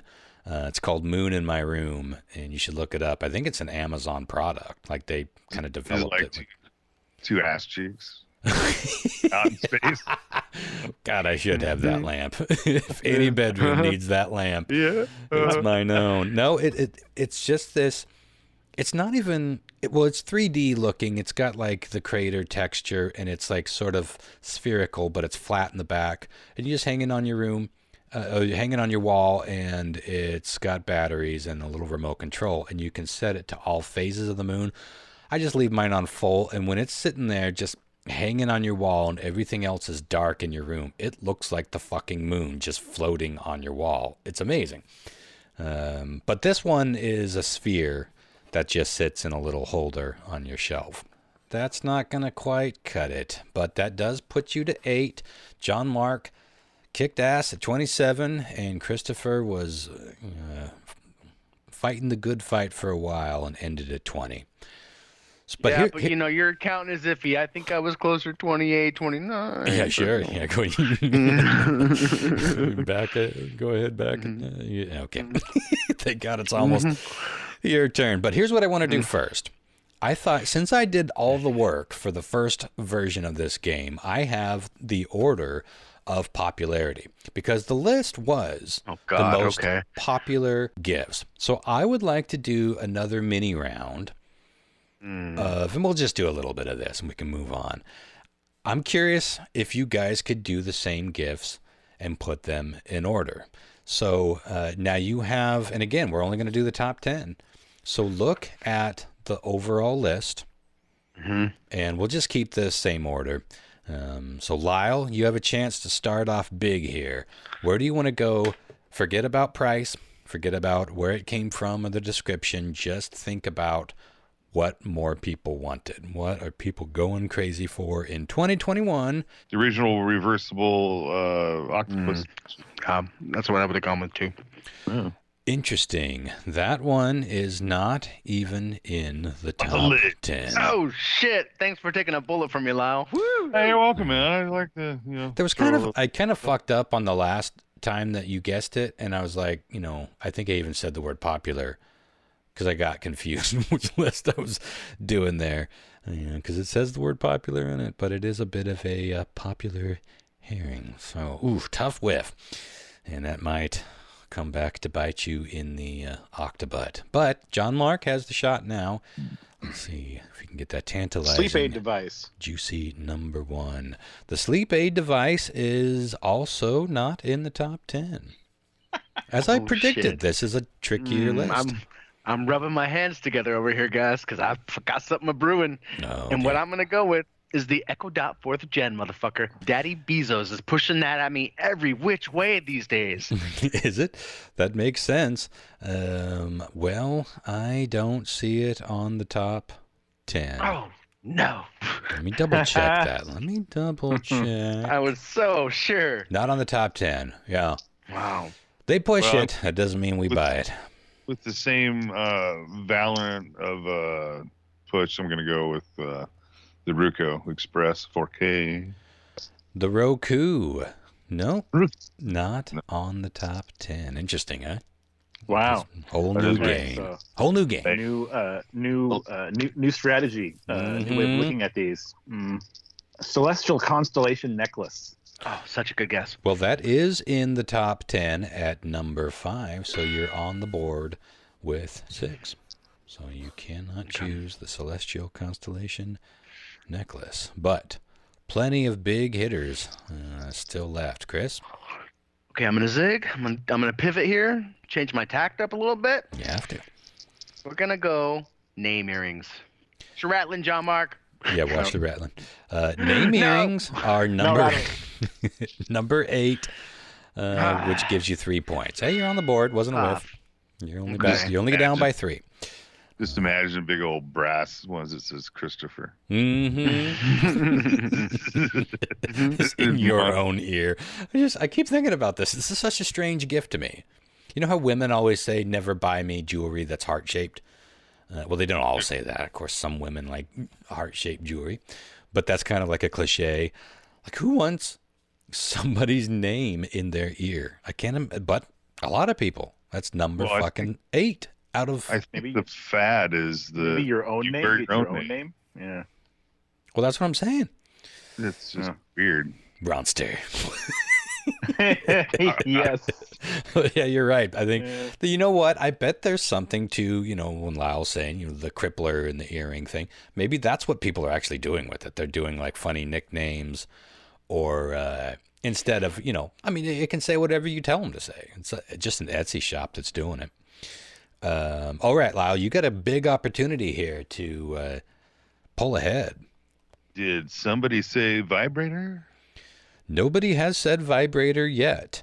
The back and neck massage. Unfortunately, it was probably like number 11 or 12, not in the top 10. I know, bummer. They don't know what they're missing out on. You don't know what the boys are missing out on. All right, John Mark.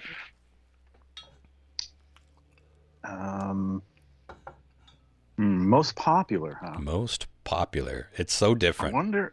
I wonder if the most expensive could also be the most popular. Oh fuck! Double whammy. What about the masterclass subscriptions?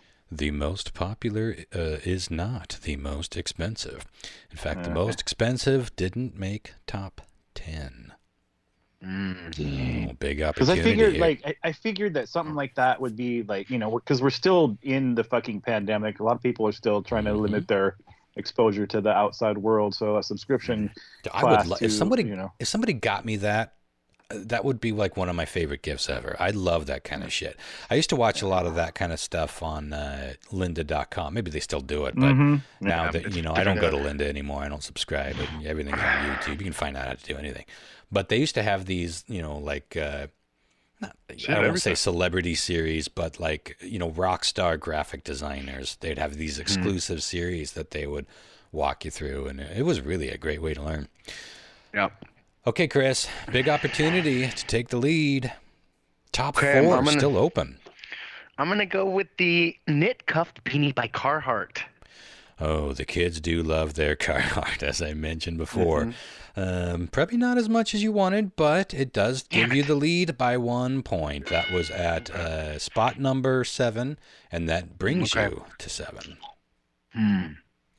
So that takes us back to Lyle, still with a huge opportunity to take the lead in one fell swoop if you get number 1, 2, or 3. Well, here's my thought on it, on this one anyway, is that there's a lot of movie clubs out there, and they use it as a fucking guideline. But I'm going to go with the 100 movie scratch-off poster. It's pretty popular, but it's at number 9. But you're on the board. Number 90. If you get a couple more whiffs here, you still might be able to get one of these big numbers and be right back in it. But that puts you at 2. Going back to John Mark, who has 6. And we'll see. We'll do a couple more rounds here.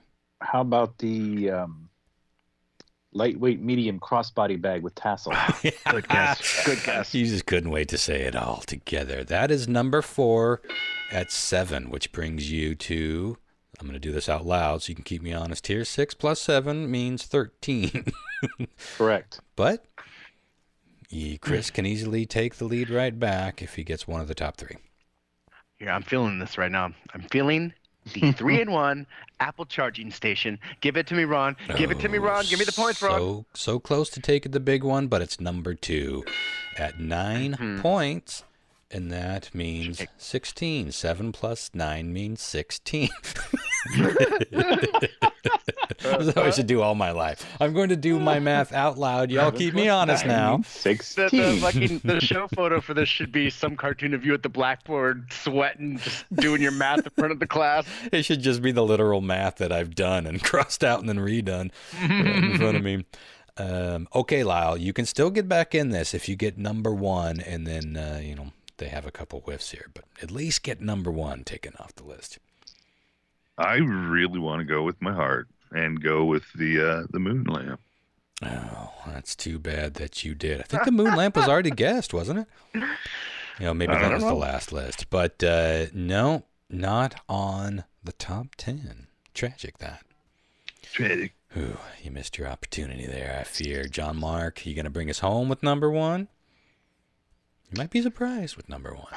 What's even left? Quite a bit. Yeah, don't start naming it off, though. Well, you got the list in front of you. I know. I'm just trying to figure out what. I'll tell you what has been chosen. Movie scratch-off poster is off the list. Name earrings, knit cuffed beanie, celestial constellation necklace, lightweight medium crossbody bag with tassel, and 3-in-1 Apple charging station. And a partridge in a pear tree.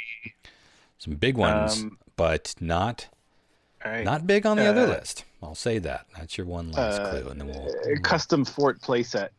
Custom fort playset, not on the top 10. Yes. Here comes Daddy, motherfucker. All right, Chris, you got a chance to bring it home here. Personalized tall tumblers with straws, Ron. Give it to me, Ron. Give it to me, Ron. Give it to me, Ron. You did not bring it home. Oh, God. Amazing. 2 whiffs. That does give Lyle a chance to still stay in it if he gets number 1. But you got to get number 1 here, Lyle. Or number 3. That'll put you back in it, too.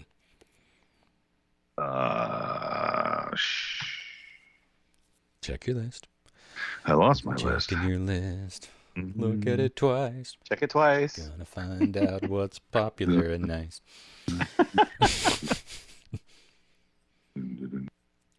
Are we going with the Hanes Eco fucking sweatshirt? Oh shit, are we? Are we talking to ourselves? Like Gollum? What's happening? Yeah, I can't tell you. I can't answer that for you. You answer that for me. Are you going with the Hanes Echo Smart? I like it. Hanes Echo fucking Smart sweat t-shirt. All right. Yeah. Well, that's a good one to go with. That is number 3, which does put you back in it, just barely. But that takes you to 10. John Mark has 13 and Christopher has 16. Again, number 1. At this point, only number 1, number 6, and number 10 remain. So, well, I thought we were playing golf rules. Oh, okay. Well, you're doing pretty good then. Lower the better. Hey, if John Mark and Christopher whiff one more time and you get number 1, you win the fucking game. I mean, that's how it goes. But let's see what John Mark does. This is interesting because Cheryl Martin just joined us. I didn't. Well, fuck. I'm sorry. I didn't want. I was going to surprise you guys. We have a guest for a news quiz, but I was going to invite him on right before. So welcome, Cheryl Martin, to the show. Hey. Thanks. Hi. I didn't know I was surprised. Yeah, we're still wrapping up here. Don't worry. Just be a fly on the wall. That's the best. Okay. The best intro we've ever done for any guest. Perfect. All right, hold tight, Cheryl. I'm excited that you're here. You can thank my associate producer, me, for that. Will do. All right, hold tight. We're going to finish up our little game here and then take a pee break, and then we'll get back to you. But do enjoy this confusing bit of nature right here. Portable campfire. Oh, shit. Is that what happened? That's the safe word for sex, by the way. Portable campfire. Is that what you're going for, John Mark? Yeah. Oh, dear. Well, he just won this round. Let me do the math. Yeah. Okay. I get one more shot. Okay. Let me get my last guess in. Oh, no, you can't. Well, you can get one more guess in. You can try to get that last one off the top 10, but you can't pass John Mark. I've got it. You can't do it. You got 23. You shall not pass. Portable I'm campfire number 1. Give me Artie 3000, no coding robot, Ron. Give it to me for 1,000 points. I can't do it. I can't even give it to you for 1. It's not on the list. In all good consciousness, I just cannot do it. I can't get there. In good consciousness. All right, Lyle, you got one more chance to get the 1,000-point number 6, coveted number 6 slot. I should have, next time I do this, I'm gonna put one random top 10 number and just make it like a bonus 10 points. That if you just happen to guess that. Just to make things interesting. But Lyle, you get one more guess. I mean, it's like, there's only one left, isn't there? There's 2 left, but there's, one right in the middle. Well, I'm going to go custom fort playset then, I guess. That's already been guessed, but this was tough because it's funny because you had the list, but there was a lot on that list. We've already done it twice, so I don't know. Yeah, that's the other thing. I'm tired. I had to go through dialysis. Who knows what the hell's happening right now? Yeah. The temper-controlled smart mug. How there about you that? go. That's number 6 for 5 points. People are buying that for people. That's fucking wild. I mean, I love it. But $110. Think of what you can buy with $110 to keep your fucking mug warm when you can just walk to the break room and zap your fucking cup. Or like Chris said, get one of those little cup warmers and just set it on your desk, like $12. Or go to the secondhand store and find one for 50 cents because someone like me just punted it into the fucking recycle bin. All right, well, good round, y'all. And number 10 was live bonsai tree for 1 point. So that is that. Good job, John Mark. You spanked us. That was fun. Spanked everybody. I think this would be really cool in the video format too. I think we got to figure out a way to like have a little game show, like live screen where you can actually have data flipping around with screens. Like a host. I've got it set up. I've got games. Things get crossed off. I've invented entire games for us to play. Like guess this blurry thing.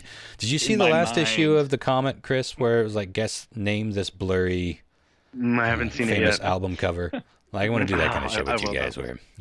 That'd be awesome. Okay, well, Cheryl, hold tight. I'm going to go to the ladies' room real quick and refresh my whisk, and we will come back for some weird trivia that might get Christopher fired and make John Mark and make John Mark Lyle. There we go. We're just going to keep changing. Make me lose. The weirdest game of telephone. Yeah, BRB. 2-2. All right, big welcome to Cheryl Martin for joining us. She's going to be fighting for her own glory and honor tonight in strange trivia quiz. Even fucking it up can be fucked up at the same time. You know what I'm glad about having Cheryl on board? She's mocked me recently. Well, who hasn't? And who? Let's be real. And it's all been fair. But I am dying to see how you do under the pressure. The mic is on. The on-the-air light is quite literally blinding me as we speak. We are rolling the tape. Clarify? No. I wasn't mocking you. I was more in awe. Boy, that's a weird clarify. Wow. Yeah. Is that not better? I think that's better. Sounds like a bitch-headed compliment. Why are you kicking me? I'm just in such awe. I feel like you were down there on the ground already. I'm often in awe of Ron too. Wink, wink. You know what I mean, Cheryl? Let us all be in awe of Ron together. Gang up on him and be in awe. Well, I'm a picture of you in the tub with her. Is that what... Well, I'm glad you're here. This will be good. This will be fun. If you win, you will move on to the next championship round where you will get to represent yourself, which would be fucking awesome. I can't recall if we actually have had someone represent themselves in the championship. Oh, yeah, we have. I can't remember who it was, though. Bridget, I believe. Oh, yeah, she ended up winning for herself. That was funny. Oh, that's right, yeah. Oh, shit. That prize was great, Ron, by the way. Thanks. She's really in love with what you did for her. Remind me what it was? She hadn't got it yet. Oh. See, the way my memory works is like, oh, good. I'm glad that thing I did for her was grand. Play off of it. I'm like, oh, yeah, I'm really glad she liked it. I forgot that I was even supposed to get her something in this brain of mine. I need constant reminders, hand-holding, and lots of people being in awe of me. Good for everyone. James got his prize. Right. Yeah, good for everyone. It's Ron's turn again. So you know what you have to look forward to. All right. You're just in awe of me, that's all. Oh, no. No, I like it. So, I like that. Speaking of who we're playing for tonight, Ronster, you're going to go first since you dominated the guys last week, and I do mean dominated. Oh. You're going to be playing for Katie, Surgery Jeff if you're nasty. Surgery Jeff and the hizzy. John Mark, you're going to be playing for the lovely TJ. Excellent. Ooh, good for TJ. She gets me a lot. Although the things are all fucked up now because I've been winning. Never know. You just never know. Lyle, you're going to be playing for Cynthia Brown. And Cheryl, of course, you'll be representing yourself. We'll let you go last there so you can hear how the other gents are picking. Okay, question 1. Let's get right into this. A study conducted by Men's Health this year polled 1,000 men and found that 1 in 5 men would give up a year of sex if A, they could grow a perfect beard. Fine. What your problem is. That's not. That's pretty good. It's not worth B, it. Come on. they could add 1 inch to their height. That's what they It's make. a big thing. People want to be taller. Yeah. No offense, Ronster, but C, if they could regrow some lost head hair. Oh, I don't get it. What's the problem? Have you seen my fucking jaws? It's amazing. It's Tons true. of hair on them. Yeah, I thought you were going to go with perfect teeth. Although I haven't heard D yet. D. Build a cap in the front. Yeah. They would give up 1 year of sex if D, they could add just 1 inch to their penis. Just 1 inch, Okay. baby. Okay. So this was poll 1 interesting. in 5 men of 1,000 men polled said that they would do this. Ronster, start us off. I know that length is a big issue for some people, but I feel like, man, it's a toss-up between height and length. Ironically, they're so similar. It usually is. Because people never shut the fuck up about height for whatever reason. I would not. I feel like I hear way more conversation about height than I do length. Although I would.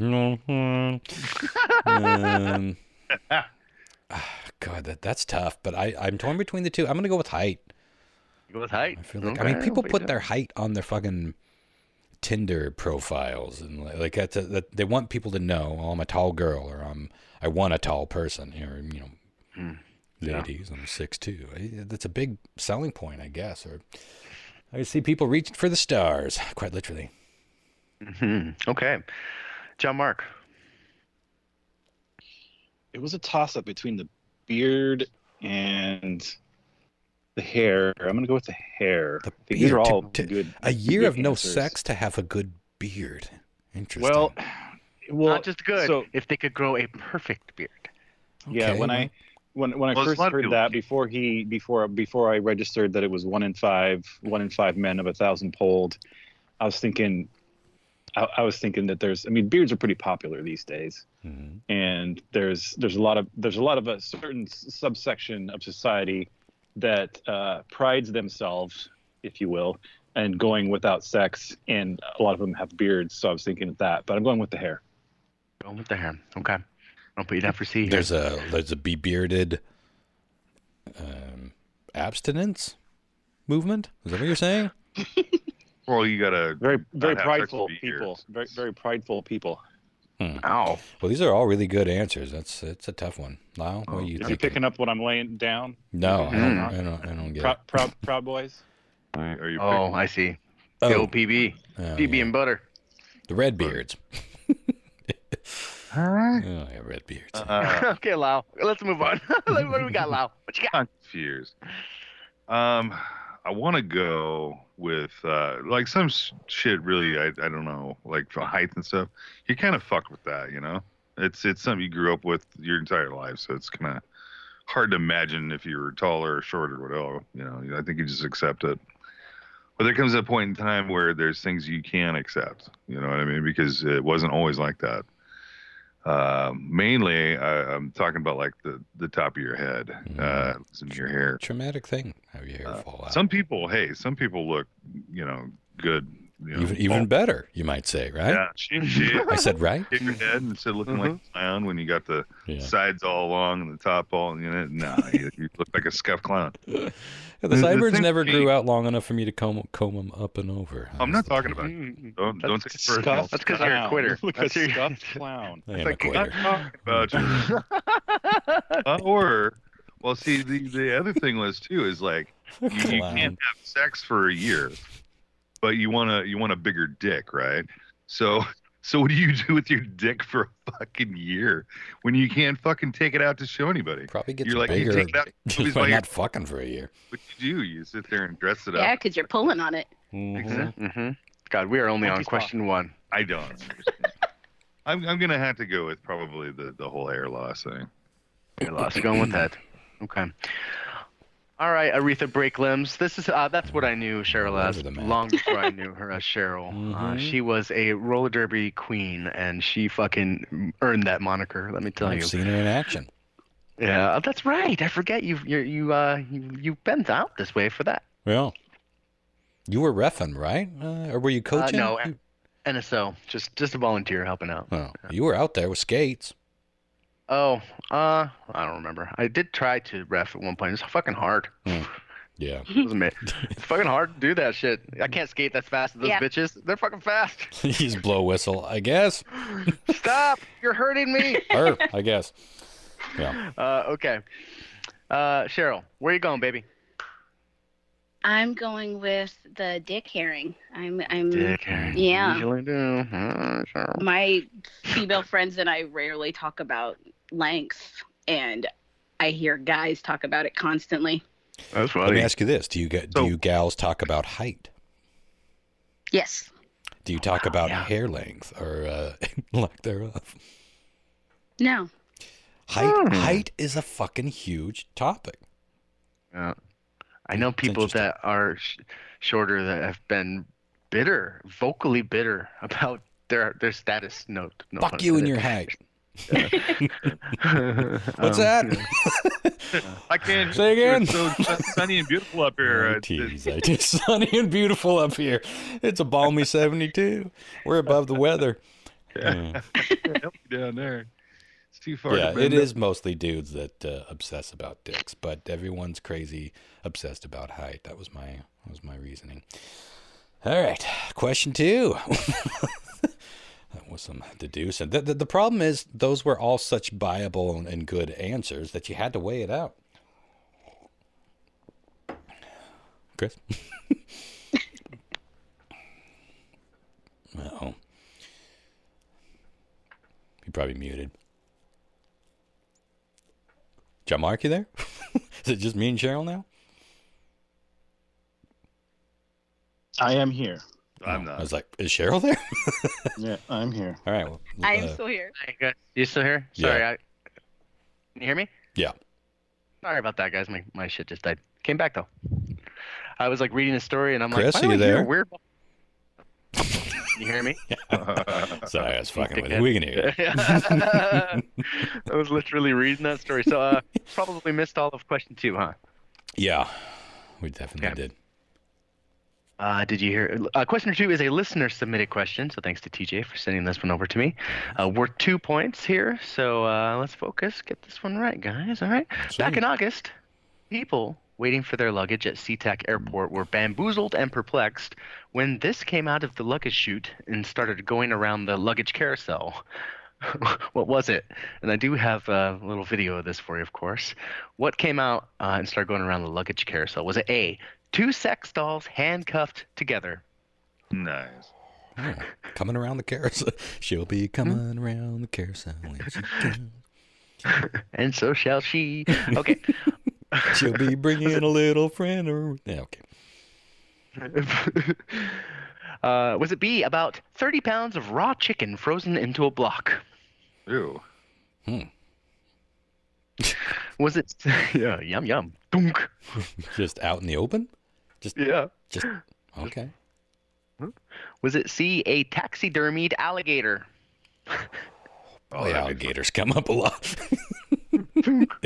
Oh, damn, see the size of that guy. Oh, the green herring already. Okay. I wouldn't mind having me a taxidermied gator in my living room. I'm gonna lie, like Ottoman height. Yeah. I'm sure someone will get you one now. Everyone loves Gift and Ron. This will go great next to my floating dummy with working vaginal and anal cavity. I know envy when I hear it, Chris. With the hint of awe. Doesn't suit me well. You're right. Okay. Well, how many houses would a stuffed gator just fit right on into? Better than mine. You put a little saddle on it, and then you put your little love doll on it, and then it's a show. Oh shit! This living room designs itself. It's looking more and more like Captain Hook's lair every fucking day, anyways. This den be of sadness. Okay. Or was it? There's one more here. Or was it D, a spare tire that was quote lightly on fire? Flaming. Lightly. Again, real quick, back in August, people waiting at SeaTac were waiting for their luggage, and out from the little dispenser there onto the carousel plops this. Was it A, 2 sex dolls handcuffed together? B, about 30 pounds of raw chick frozen into a singular block? Was it C, a taxidermied alligator? Or D, a spare tire that was, quote, lightly on fire? What are you going to go with, Ronster? Oh, God. This just gets harder and harder. How do I never see any fucking story? I don't know. I am leaning toward the unsecured brick chick coming down the conveyor. That's fanciful. So I'm gonna go with that. Yeah. Okay. No reason. Just feels right. I can picture it coming out of some sort of compartment, but I would want it to be wrapped. You want your frozen chicken to be delivered wrapped. But shit happens, and we all know how they treat our luggage at the airlines. Maybe it was wrapped lightly in some sort of butcher paper type thing. And yeah, I don't know. Perhaps. Okay. John Mark. I'm going with the alligator. Oh, my God. You had to, didn't you? You had to go with the alligator. Interesting. Lyle. We just start calling them gator herrings. I feel like there's a gator answer at least once around. Someone has to go back and prove me wrong there. I feel more likely it was probably being SeaTac. It was a guy with his sex doll, and he was like, "Hey, honey, just don't move, and we're gonna go through this, and we'll be fine. It's not gonna look strange at all." And they just got the story of 2 sex dolls all chained up in the thing. Okay. Yeah. Sex doll. Go on, putting you down for an A here, Lyle. Sex dolls. Handcuffed to I feel like there will be a point in my life where I'm in my sex doll phase. Not there now, but I feel like there will be a point where I am full on sex doll. Yeah. Mm-hmm. She's like, I've been here for years waiting for you, Ron, to realize. Like Mannequin. It's like the movie Mannequin. I haven't judged. I haven't mocked. I've just been hanging here waiting for you to... It's my turn in the kennel, Ron. And there you were, hanging around all these years. Right above my nose. Inject me, Ron. Inject me. Inject. Oh my God. You've thought this through just a little too far, sir. Okay. Let's just say we have our own wordplay exchange. All right. Cheryl, my dummy, my choice. Here and not running in fear. What do you want? What are you gonna go with?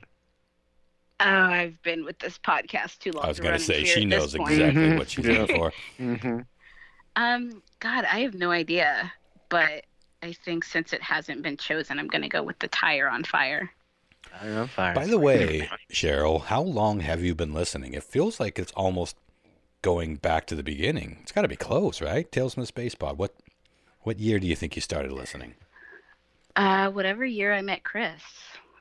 Oh my God, that would have been 2008. No, 2009. Well, we didn't start it until 2010. I think it was 2010. So you've been listening since the beginning. Crazy. Yeah. That's awesome. She's like, man. Long time. Yeah. Waiting for it to go somewhere. Fucking silence. That's the best part. That's awesome. Or should we apologize for it later? Is it? Sorry. No, it is very awesome. I am in awe. Oh, here we go. Yeah. Mm-hmm. Here we go. It's going to end up in my favor. Okay.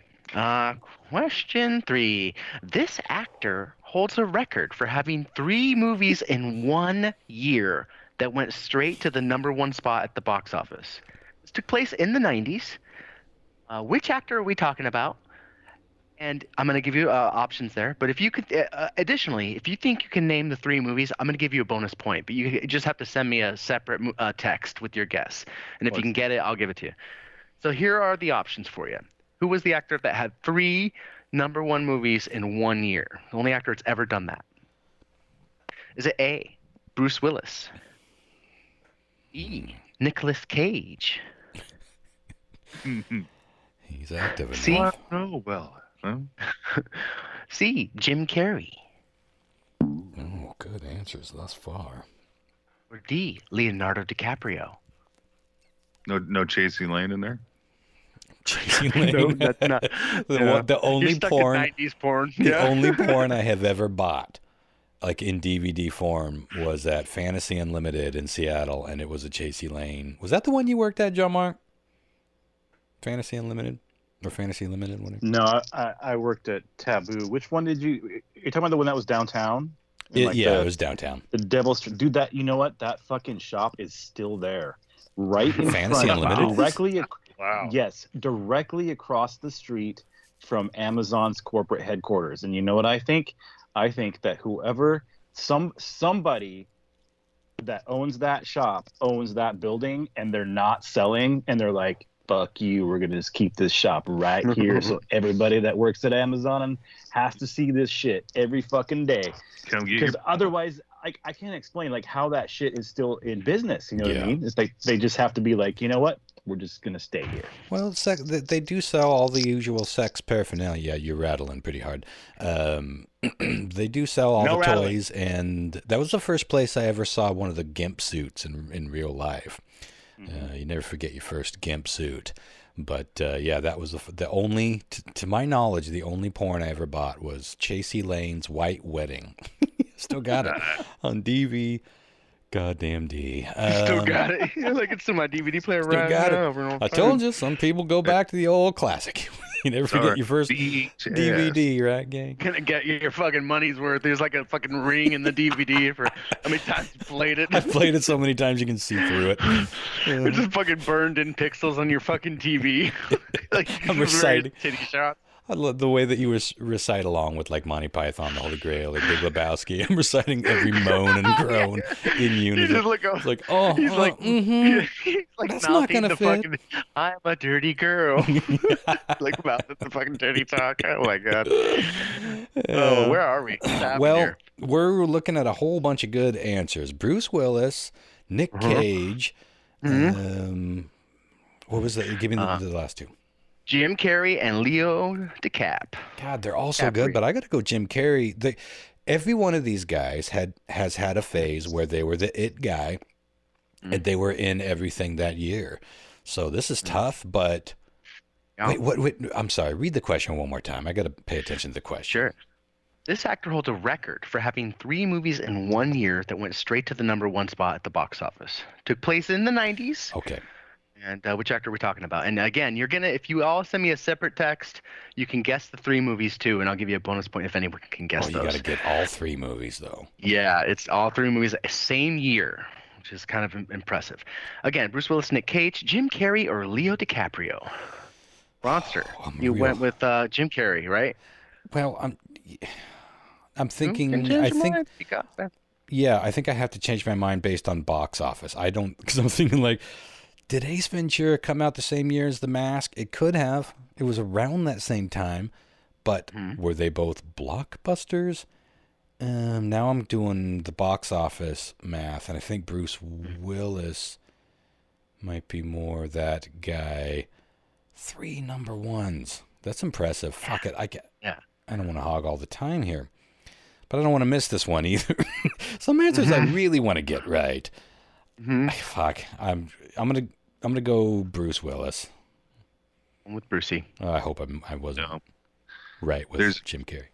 There's a few of them with Bruce Willis that I mean the obvious, like The Last Boy Scout and like Die Hard. Oh, wasn't that a tremendous failure? Or no, it was Hudson Hawk. No, that was his flop. Hudson Hawk. But that ended up having a would following. You rather be a fish? Yeah, that was the almost same movie if you think about it. It was, but anyway, I'm not even gonna go there. I'm gonna go with Nick Cage because I think he has a couple sleepers that just blew up. You know, like Face Off, and then he was always Rock. in a Oh, bunch you're of right. Yeah, The Rock. That could have all been. I didn't know those movies when they came out, so they could be 10 years apart for all I know. But I don't. Well, and he's a worker too. He's working his ass. That's my thing. He says yes to everything. He says yes to everything. Aren't they doing a movie about him playing himself? Like yes. And it looks brilliant. It looks really good. Who else you can only do that with a handful of people, but Nick Cage is one of them. It really looks like it might be his best work ever because it looks effortless. It looks pretty great. Okay, but let's let everyone answer here. But I want before we move on, I want fuck it, let's just do it now. Favorite Nick Cage movie, hands down, for me is Honeymoon in Vegas. I think that's Nick Cage at his Nick Cageiest. I don't buy him as an action star, and I never did, and I probably never will. He's a comedy guy for me, and that, I think, is his best comedy. I want to go around the table, all of us. What's your favorite Nick Cage jam? Man, it's been a while since I've seen it, but I want to say Raising Arizona. Yep.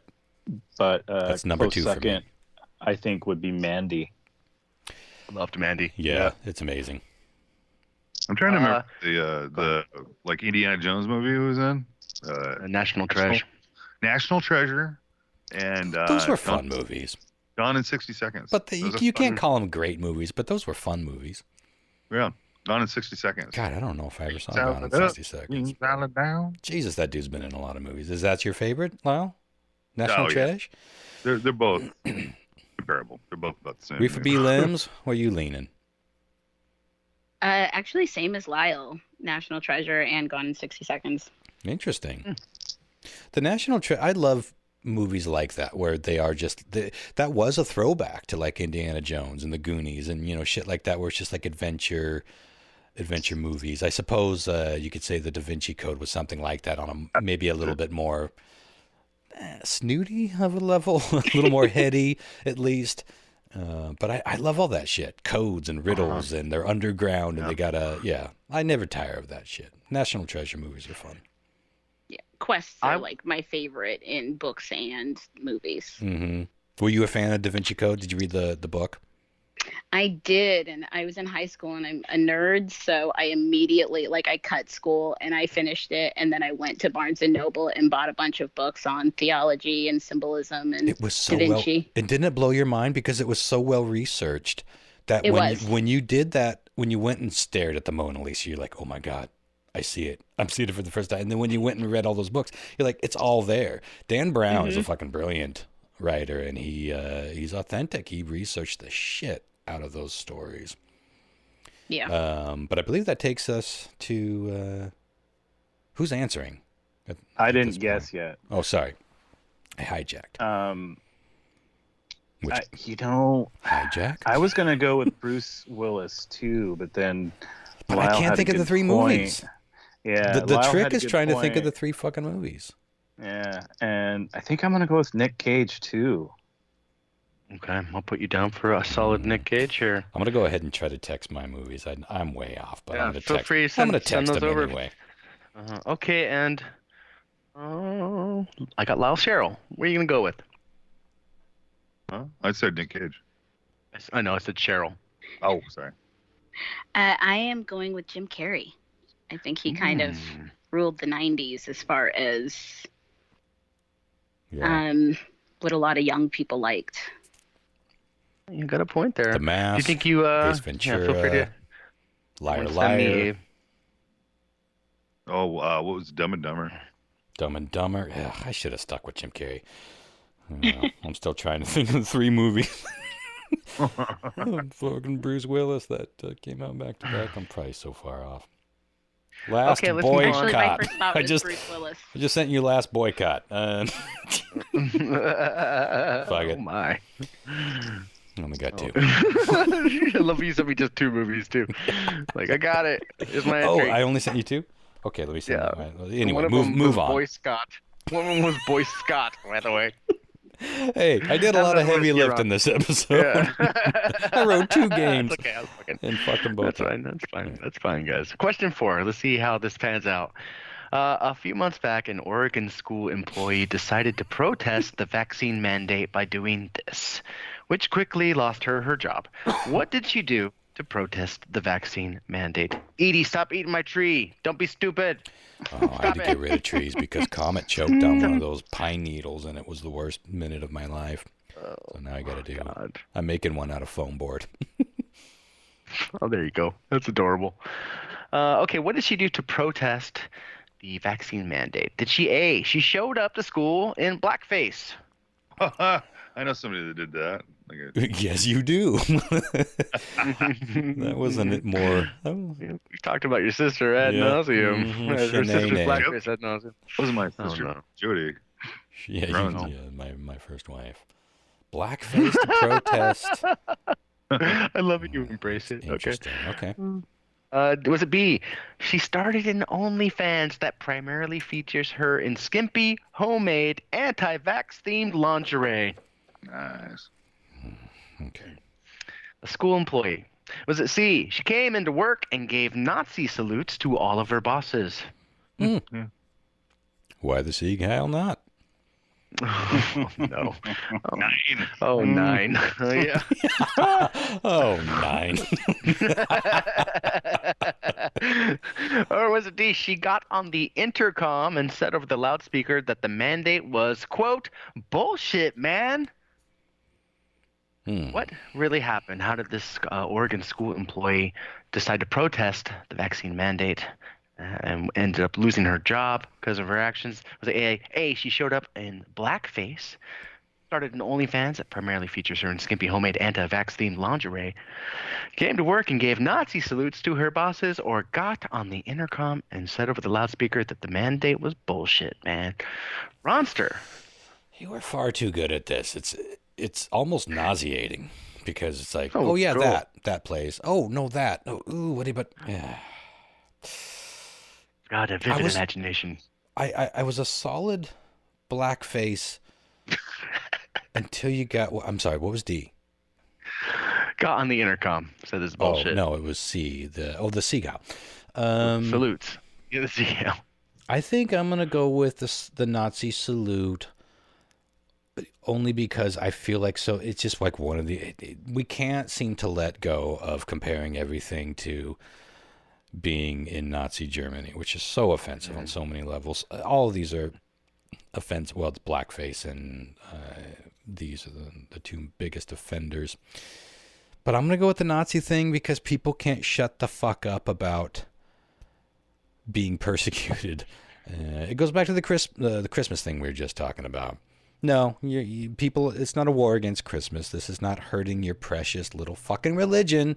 You're free to do that. This is just another thing that's happening over here, and you being asked to put a mask on or realize that there's a pandemic afloat is not you being locked up in a fucking concentration camp or gassed with the rest of your fucking family. It's so unbelievably offensive that we just can't let the Nazi thing go. That's the only reason I'm going to that. I was leaning toward blackface. The reason why is because for some reason a lot of these QAnoners, I know one. We've talked about her before on the show. Local person that people are doing this. They're doing blackface for some reason to, I don't know if it's to get more attention, to get more shares. They're trying to prove some sort of idiotic point. I don't get it. I don't know what's happening with it. Or maybe it's just straight up racism. It could just be that. That was the reason I was leaning toward that, but I don't know. Oh, Mark. Can you run through the answers real quick? Yeah. Showed up to school in blackface. It's okay. Started the OnlyFans. Came into work and gave Nazi salutes, or got on the intercom.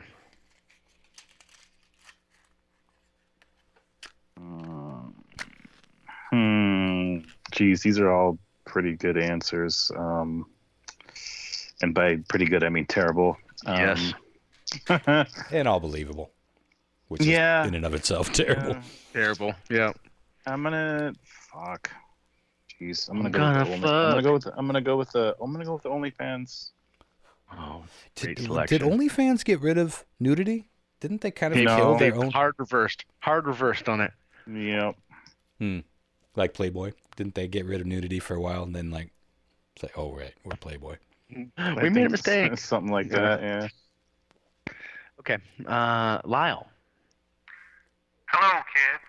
I'd like to tell you that today's lunch cafeteria will be open at 12 to 1 o'clock. Please don't be late.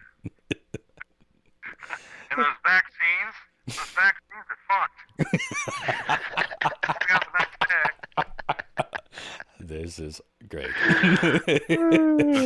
That proved 2 points. That it could have been C, but it also proves that even with that old-timey megaphony overhead speaker filter, it still sounds better than John Mark does when he's podcasting from the car, i.e. the past. That's funny. Okay, Cheryl. I don't understand the blackface one. I mean, I still have to wear a mask. Yeah, should we probably say that you have a black face? Right. Like, I still have to wear a mask. Like, that doesn't stop the law or the mandates. Yeah. So I don't get it. That's not what I heard. How dare you, sir? I think... Oh, crap. I think I have to go with the intercom one, saying that this is bullshit. I think that Lyle sold you on that, didn't he? Yeah, really, I don't know how the Heil Hitler... I think that, honestly, that would just be like a reprimand. But I think the intercom one, like, she's ready to be fired because she's not going to get the vaccine anyway. So she's going out in a blaze of glory kind of a thing. Okay. That's a good point. All across the board. Borderline and Lyle's. Lyle, before we move on, can you just give me this? Attention Kmart shoppers. Attention Kmart shoppers. It worked. It did all the things. Could I get a triple point just for old time's sake? Here we go. 20 minutes. It never disappoints at disappointing.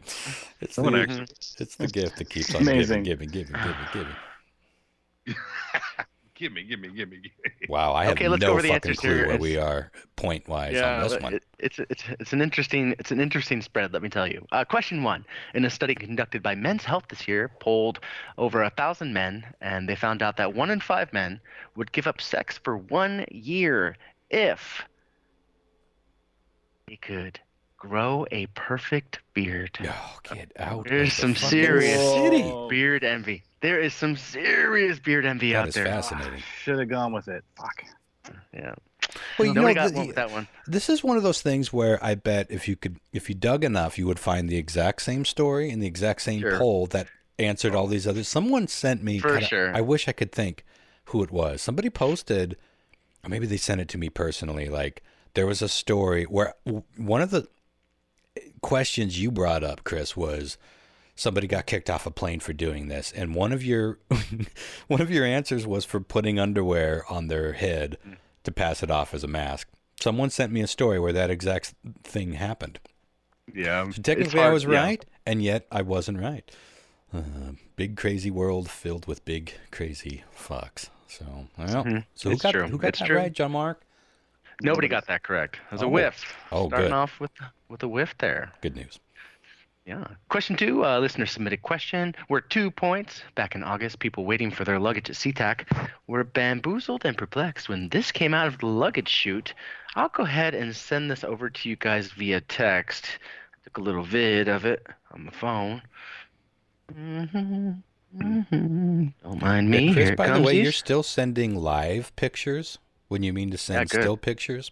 Just so you know. Yeah. It hasn't cost you yet, but it will. At some point. I'm hoping it does. Yeah, these are videos. These are straight vids. So congrats. All right, let's give a play here. And it is 100% a frozen block of chicken. Whole chickens. Yeah. They think it was something that was meant to be shipped in a package that got jostled loose or something in transit. It was exactly what I thought. Yeah, it was exactly what Earning your wings is the subtitle here. And it's exactly why you got 2 points, sir. Oh, fuck Went deep on that one. Ronster with 2 points. Playing for Katie's surgery, Jeff, if you're nasty. All right. Still anyone's game, though. It's ironic that I'm playing against TJ, who provided that question. And she doubled her own deficit. It's ironic. Okay. Said it was ironic. Oh, my. Ironic. Wordplay. Okay. Wordplay. Triple wordplay. Fucking Christ. Did you die? He spun into heaven. He's gone now. He died. He flew too close to the sun and spiraled into the next universe. Wow. Really took one for the team there, Lau. We'll never forget, buddy. That was incredible. Okay.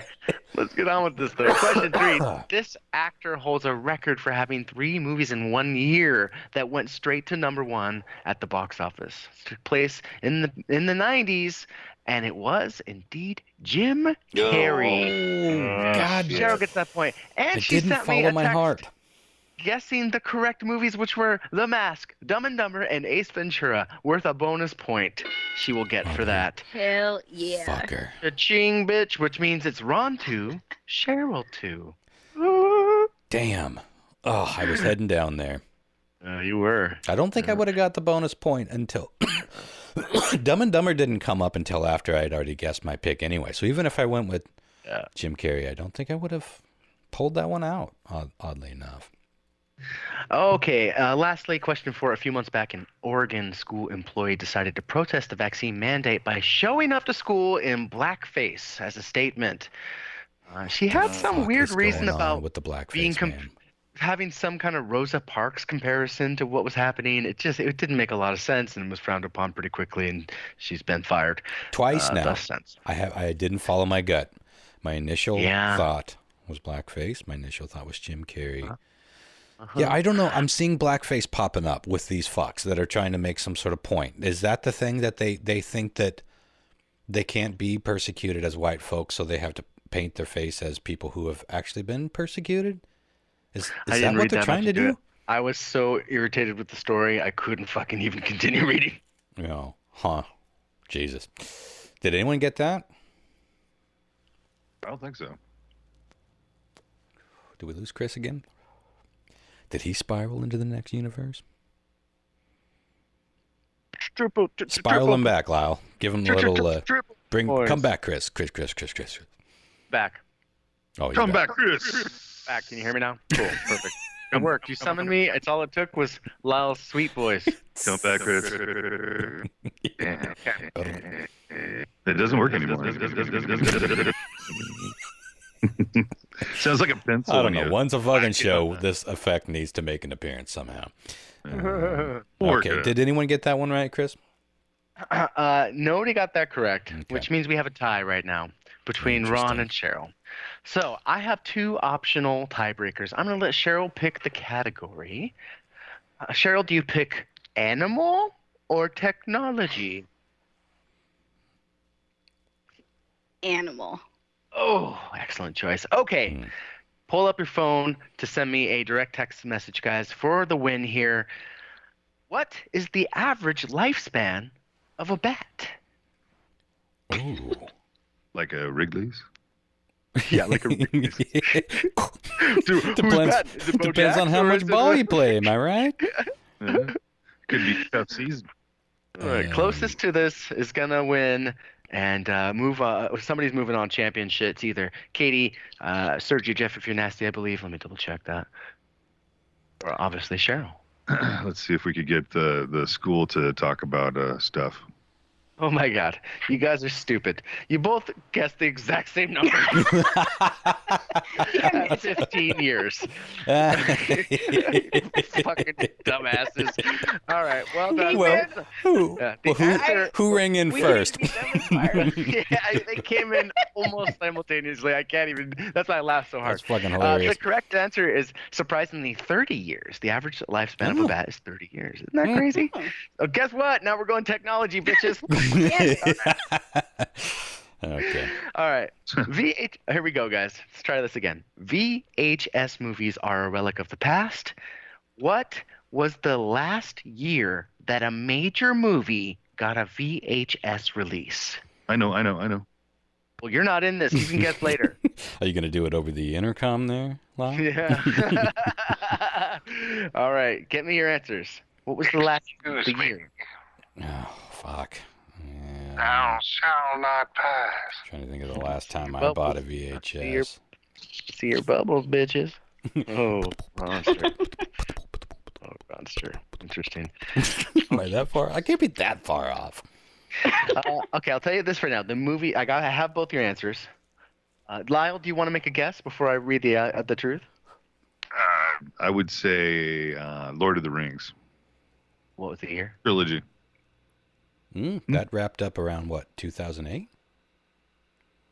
2009? I think so. I don't know. I don't know. I don't know off the top of my head. It was about the last time I bought one because I don't have 20. Has it been 20? No, it's not 20. Yeah, that sounds right. Okay. Ronster said 2005. Aretha Breaklim said 2001.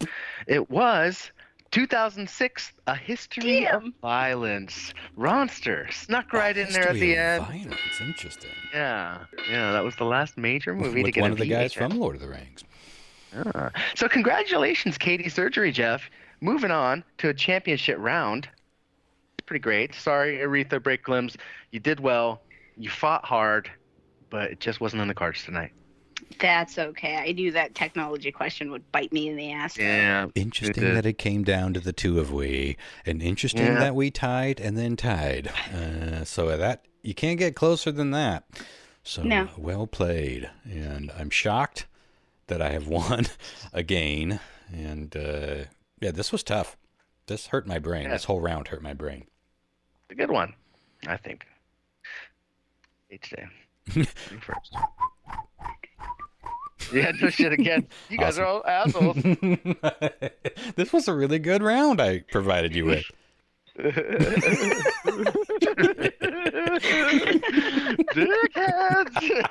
I need to do my own horn, but I'd sure like to do it in an echo chamber. No. Dude, my name's Chris, and I'm the best. Yes. Oh. Hey, Lau, can you do that with us? Can you do that with our boys? What's that? Do the echo. Can you apply that to the track that comes in from Skype? I don't think so. Okay. No, it's just it's a prequel to my mic. No, that's just me. Just my thing.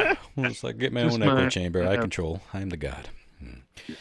Well, thanks so much, Cheryl, for joining us. It was fun to have you on, and thank you so much for being a loyal listener to this horse shit since day one.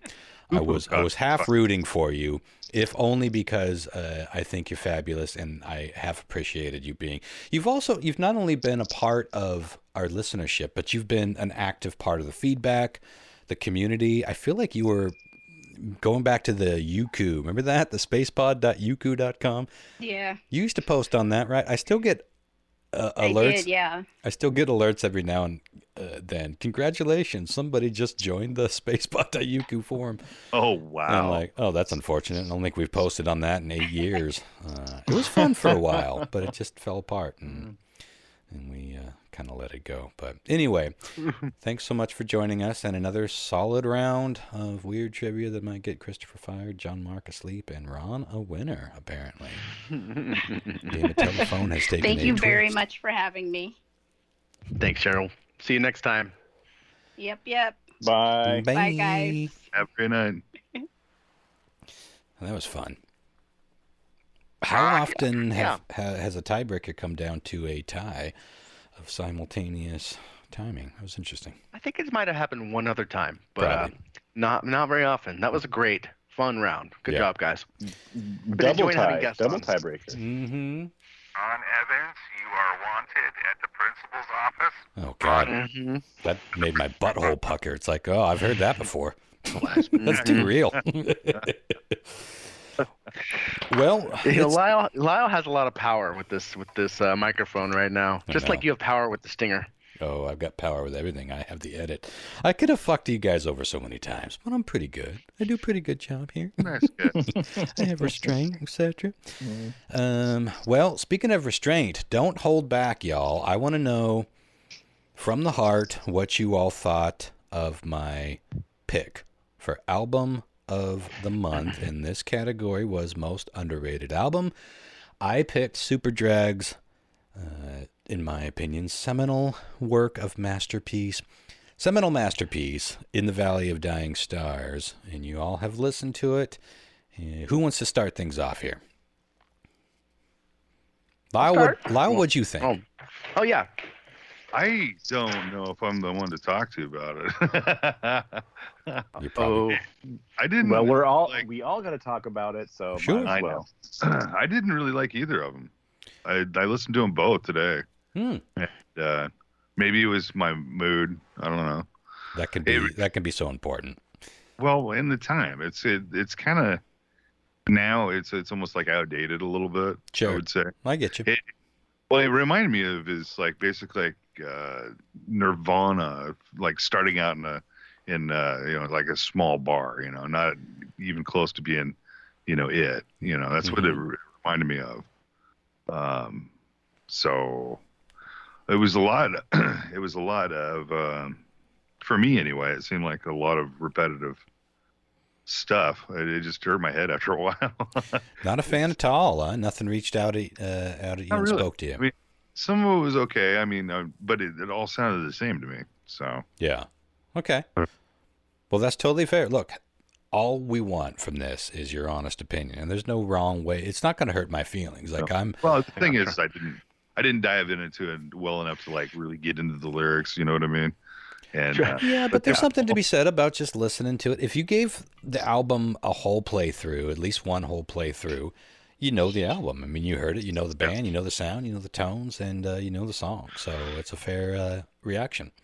Well, it just, to me, like I said, if you were listening to it now, you'd be like, you'd get it. Kind of what I'm saying. It sounds like kind of like a scuffed version of Nirvana, but the lyrics were too, for me at least, were too catchy, like clean. Like they were too. I don't know.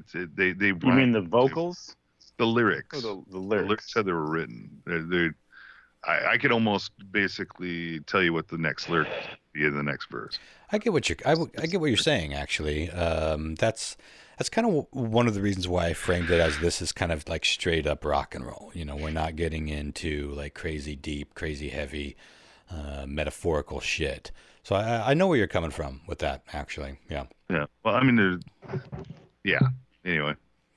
Well, good to know. And that's a fair response. And if you felt that way, I'm sure a lot of people listening along at home felt the same way. Well, not to be like an insult. It's not a two-handed, or what do they call it? One-handed. Backhanded compliment, but front to back. It front to back, reach around of the jerk style.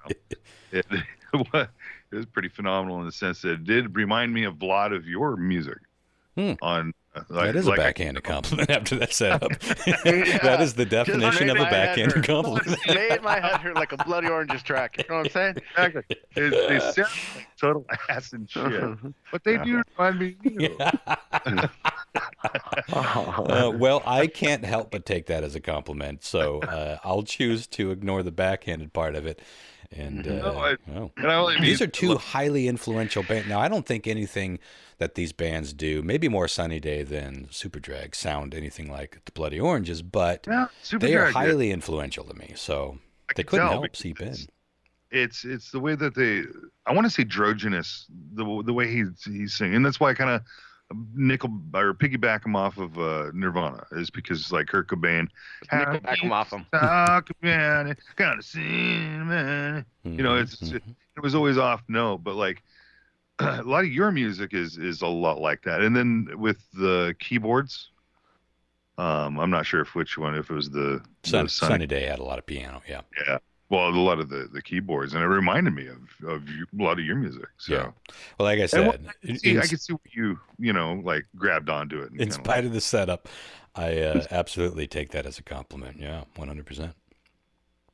And on that semi-positive note, John Mark, what'd you think? I kind of know what you thought a little bit. You told me something. Honestly, now that Lyle mentioned it, I think that there was I hated it too. No, there was a second or two. So let me just preface it by saying that I really dug this album, the Superdrag album. I didn't listen to Sunny Day Real Estate because I didn't know if we were doing both. But that was extracurricular. Extra credit. So the Superdrag album, I really dug it. There's like 2 or 3, maybe 4 songs on there that after listening to the whole album several times would be ones that I would skip. Just because they're like slower and whatever. And it's not like I have anything against slow songs, but just with this particular band, they didn't hit you. It didn't hit me. But the rest of them, I really dug. Watch your rattling.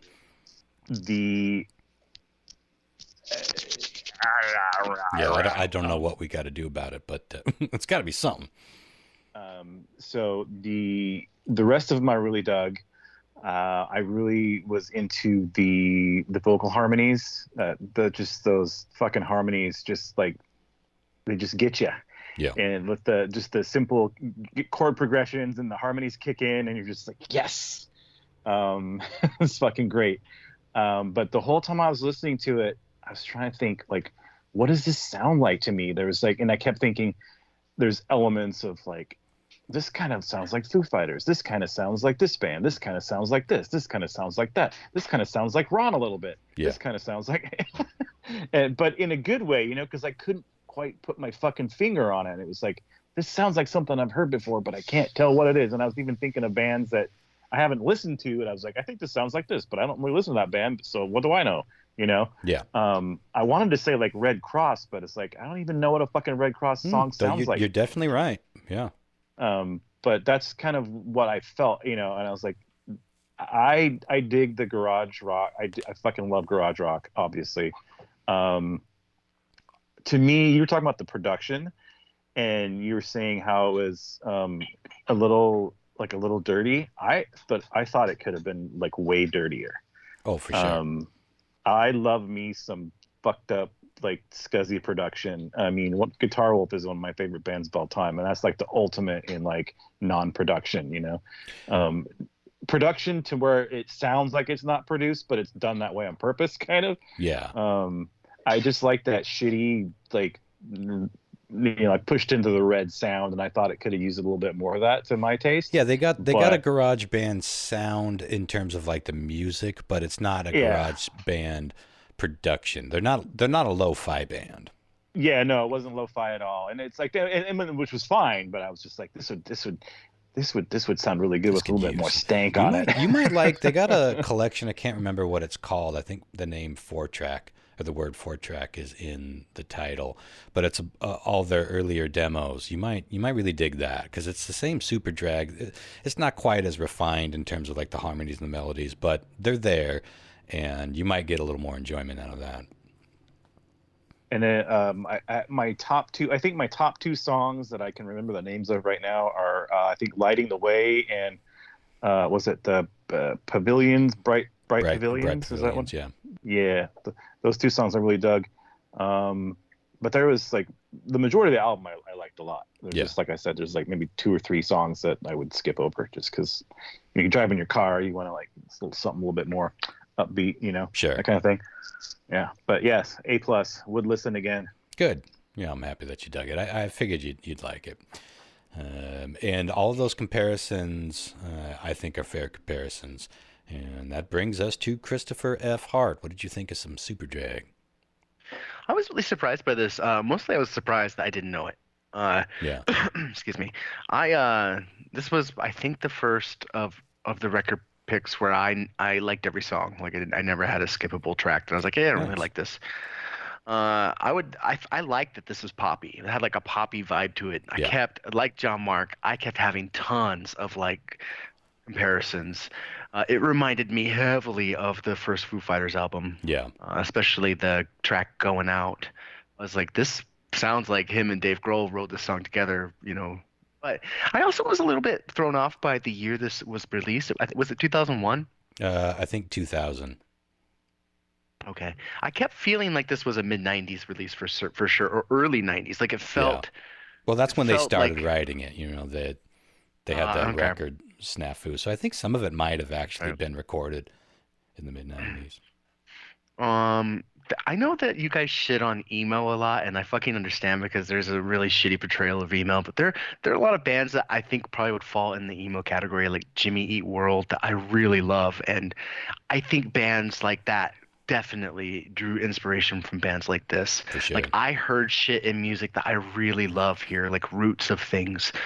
There's a band I was really into called The Stereo for a bit, and this band sounds like the fucking Stereo, and I was like, wow, this was heavily influenced. Like they must have been influenced by them. Yeah. Man, I kept getting one thing stuck in my head all the time. I'm not great with lyrics. Like lyrics are usually the last thing that I pick up, so I'm just gonna hum most of it. But it's if I can't make this right, I'm gonna do it my way. Yeah. I love that fucking song. Like I cannot. Every time it came on, I was like, oh, it's great. That's Lighting the Way. That's my favorite track on the album too. There was again, like everyone said this, but there was one track in particular that I thought was like, fuck, this could be a Bloody Orange tune. Like I could see where you drew inspiration from this band.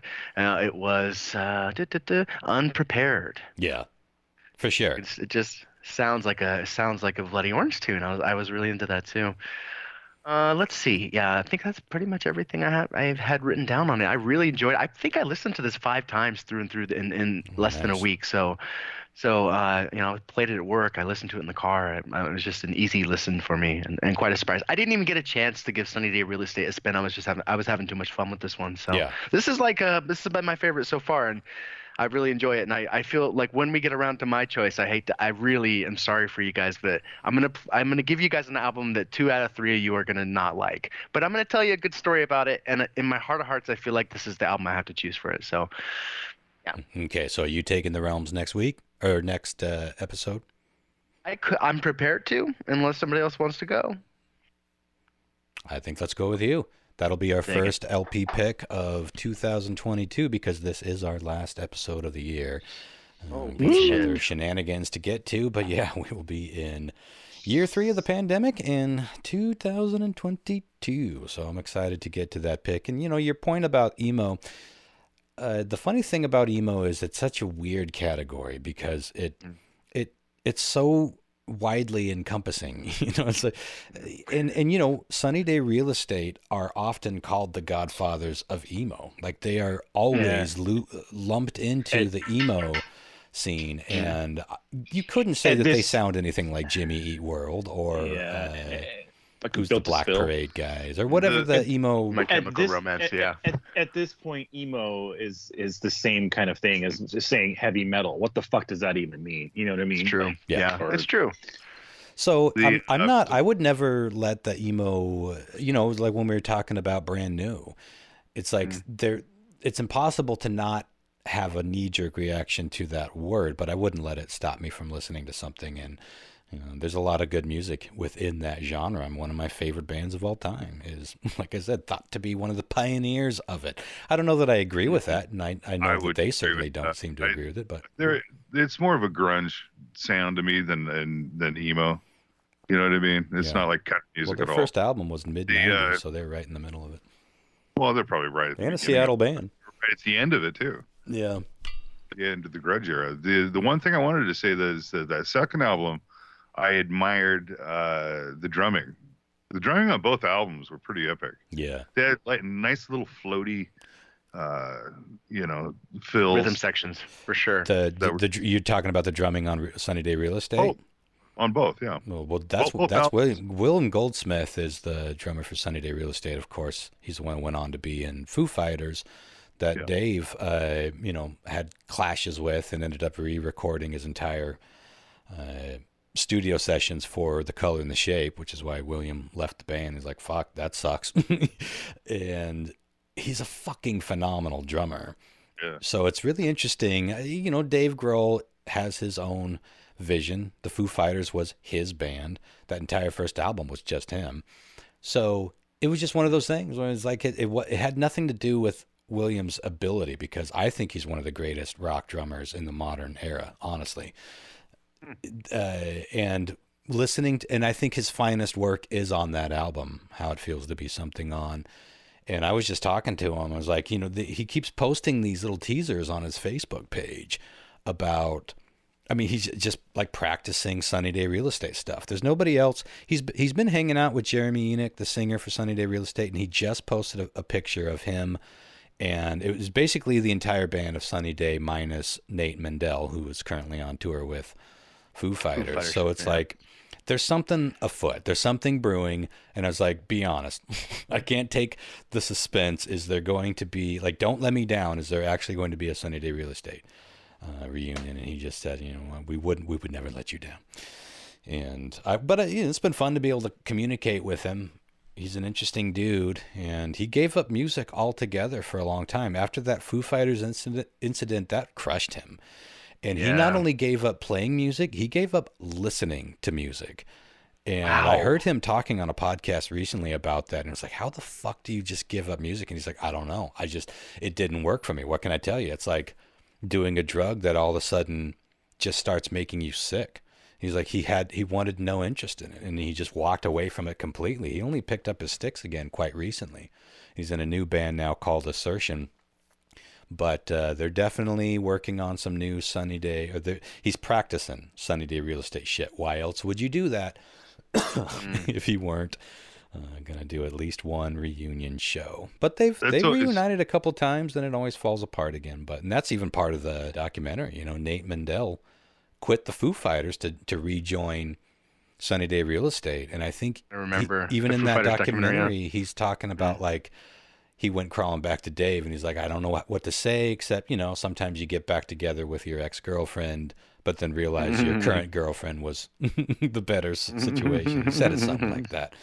So we'll see. But at this point, Nate, they're all millionaires in that band, I'm assuming, or pretty well set. And the Foo Fighters has been such a revolving door in so many ways, but the core always seems to come back together. So I think he could jump onto the Sunny Day Real Estate thing for an album and maybe even a tour and hop back on the Foo Fighters train if he wanted to. But yeah. Anyway, well, I'm glad to hear that other than Lyle, you guys dug it, and I didn't expect Lyle to like this one. I didn't hate it. It's just it's not my cup of tea. Yeah, I knew it wouldn't be. There's always there's always that thing when we present these albums, like, oh, he's not going to like it. He might, but he, that sort of thing. The thing is I'm in a different headspace than I was in the 90s. You know what I mean? I don't drink anymore. I don't smoke dope. I don't do nothing. You know what I mean? Where if it was 20 years ago, 30 years ago, I might have been, pretty high listening to that and going, yeah, this is pretty, having heroin nods and going, yeah. Well, I think Christopher said something like if he had discovered this album a long time ago, it would have been a pretty important album. I think. Is that what you said to me? Yeah, I did. I texted to you, like, I was like, holy shit, this is like something that would have really resonated. Like, I enjoyed this album a lot, but when I was like 17 or 16, this album would have been really important to me. Yeah. Oh yeah. I just know it. Saying that it was almost kind of like a scuffed Nirvana. Nirvana was, even when it came out, it's in its beginning on his first album, they were, they're still, they were out there. They were together. They were tight. Everything was good. It wasn't. It seemed like those albums that we both listened to, they just seemed off. Even some of the Sunny Real Estate seemed like the beats were off. Even in the master recording. So it's just like, you could obviously tell it was young and it probably a beginning project, but it's, and it's just been. Well, that was the fourth album, I think, Sunny Day Real Estate, and I don't know what the hell you're talking about. Yeah, I think it's phenomenally tight, actually. But I mean, you get what you get out of it. Well, there was a lot of what I noticed was off key. It was driving me nuts because I was trying to do something while I was listening to it, and it was like it was off key. The singer was off key to the music. And I will say this: Jeremy Enoch, and one of my favorite things about his singing style is that he tends to sing well outside his range. Like he's struggling, but that he was way outside the octave. But I like that. I like his tone. I like that. That adds a certain element of emotional depth to me. But it's fair to dislike that, of course. But I will say that today, the episode posted just yesterday, actually, and I'm getting the number one feedback that I've gotten from Super Drag, because a lot of people have texted, well, a handful of people have texted me that they listened to it. The number one thing that they comment on, they've all liked it so far that have reached out, but they say that they couldn't believe that they didn't know about it. They didn't know about that band. They didn't know about this album. And I mean, that's why I picked it as most underrated. I think it's an album it's an album and a band that deserves to be bigger than they are. And they certainly have their following, and it's a ravenous following, but after the huge success of Sucked Out, they just kind of faded into one-hit wonder 90s obscurity, like so many bands from that era. So you guys want to do a roundabout on like famous people you talked to online, just to musicians that we're able to talk back to? There's quite a few at this point, but your top one? That's tough. Who have I talked to? What's your definition of famous? Yeah. Well, it's up to you, I guess. But I'm just talking musician in general. On the top of my head. Oh, you go. Who's someone you've talked to? I'll think a minute. There was James Rutt. He goes by James or Jim Rutt. He's a guitar player for Slipknot, but also Stone Sour. And it was when the Slipknot came out with their second album from Now. There was a real slower kind of, melodic kind of song that they put out, and I was like, I had to tell them, and I got on Facebook and typed them, I was like, this is shit. This song is fucking awesome. I mean, this song is fucking really cool, dude. You should be very proud of it. And I figured he'd make his day if he like seen it and whatever, Sure. And he actually responded, dude. And he was like, thanks, man. It was just me and Corey Taylor was the only one that worked on it. Everybody else thought it was shit. And because it was a slower song, and reach out, tell people you even if you don't get a response, that doesn't mean that it didn't mean something to them, even if they're in a big band. It was cool. Made my day. I have talked to Kim Thale from Soundgarden. I've talked to, at this point, everybody but Mark Lanigan from the Screaming Trees. I would almost consider half the band my friend. Well, I would consider half the band an actual friend. I've talked to Steve Turner from Mudhoney. These aren't huge names, but they're names. They're more importantly than like celebrity. They were important musicians to me growing up. Certainly Soundgarden and Mudhoney and Screaming Trees and all those guys. Oh, I've talked to Chris Novoselic from Nirvana. He started like kind of like a little bluegrass or gospel folk outfit, and I wanted to book them at Radar Station, and I was talking to him directly about it, and it was looking like it was probably going to happen, but of course there was no venue. The venue went away. Had COVID not hit and I had not been punted out of that building, year 3 of having my liquor license and a full-on performance venue at Radar Station would have been fucking epic. I was on the horn with booking Iron and Wine at Radar Station, and Band of Horses doing an acoustic set there. I was talking to some bigger, that next level. What these could guys have been? Like these guys are not on their way down. It's like, but I'm happy with what we were able to pull off in Sleepy Little Wenatchee. But yeah, what could have been?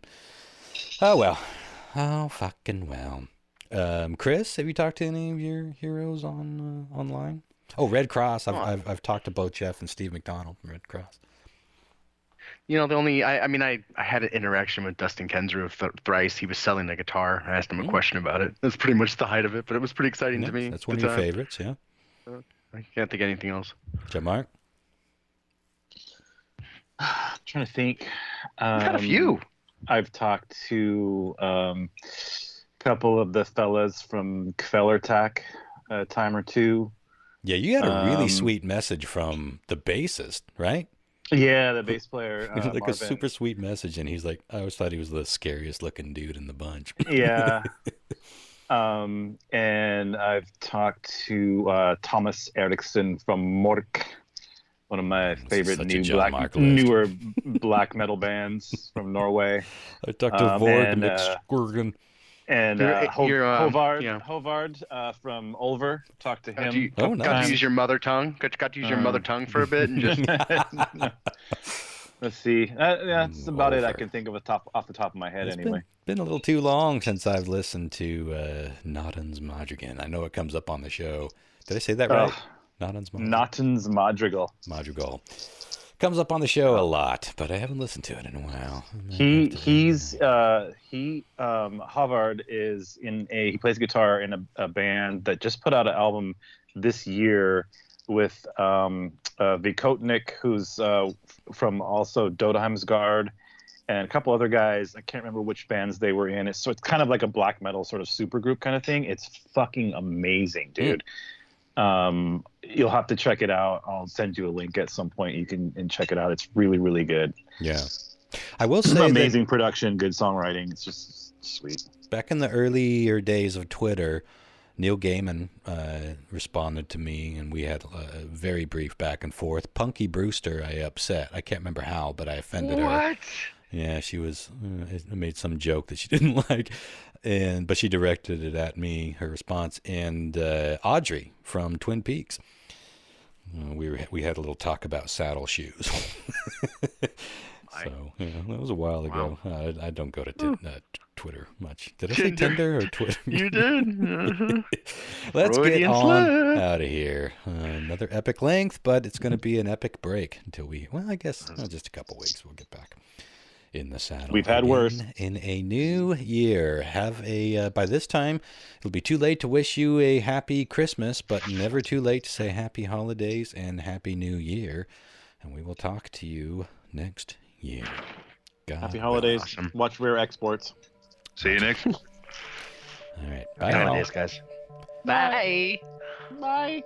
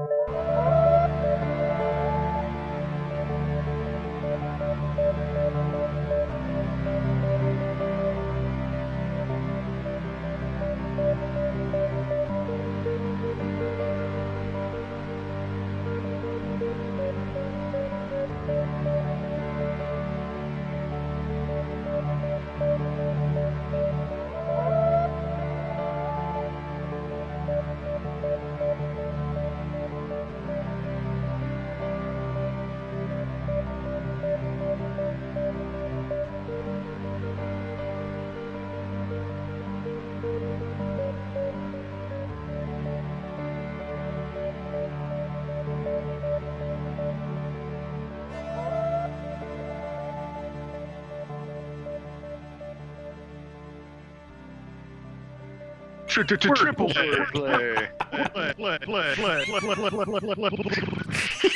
Fucking Christ! Did you die? He spawned into heaven. He's gone now.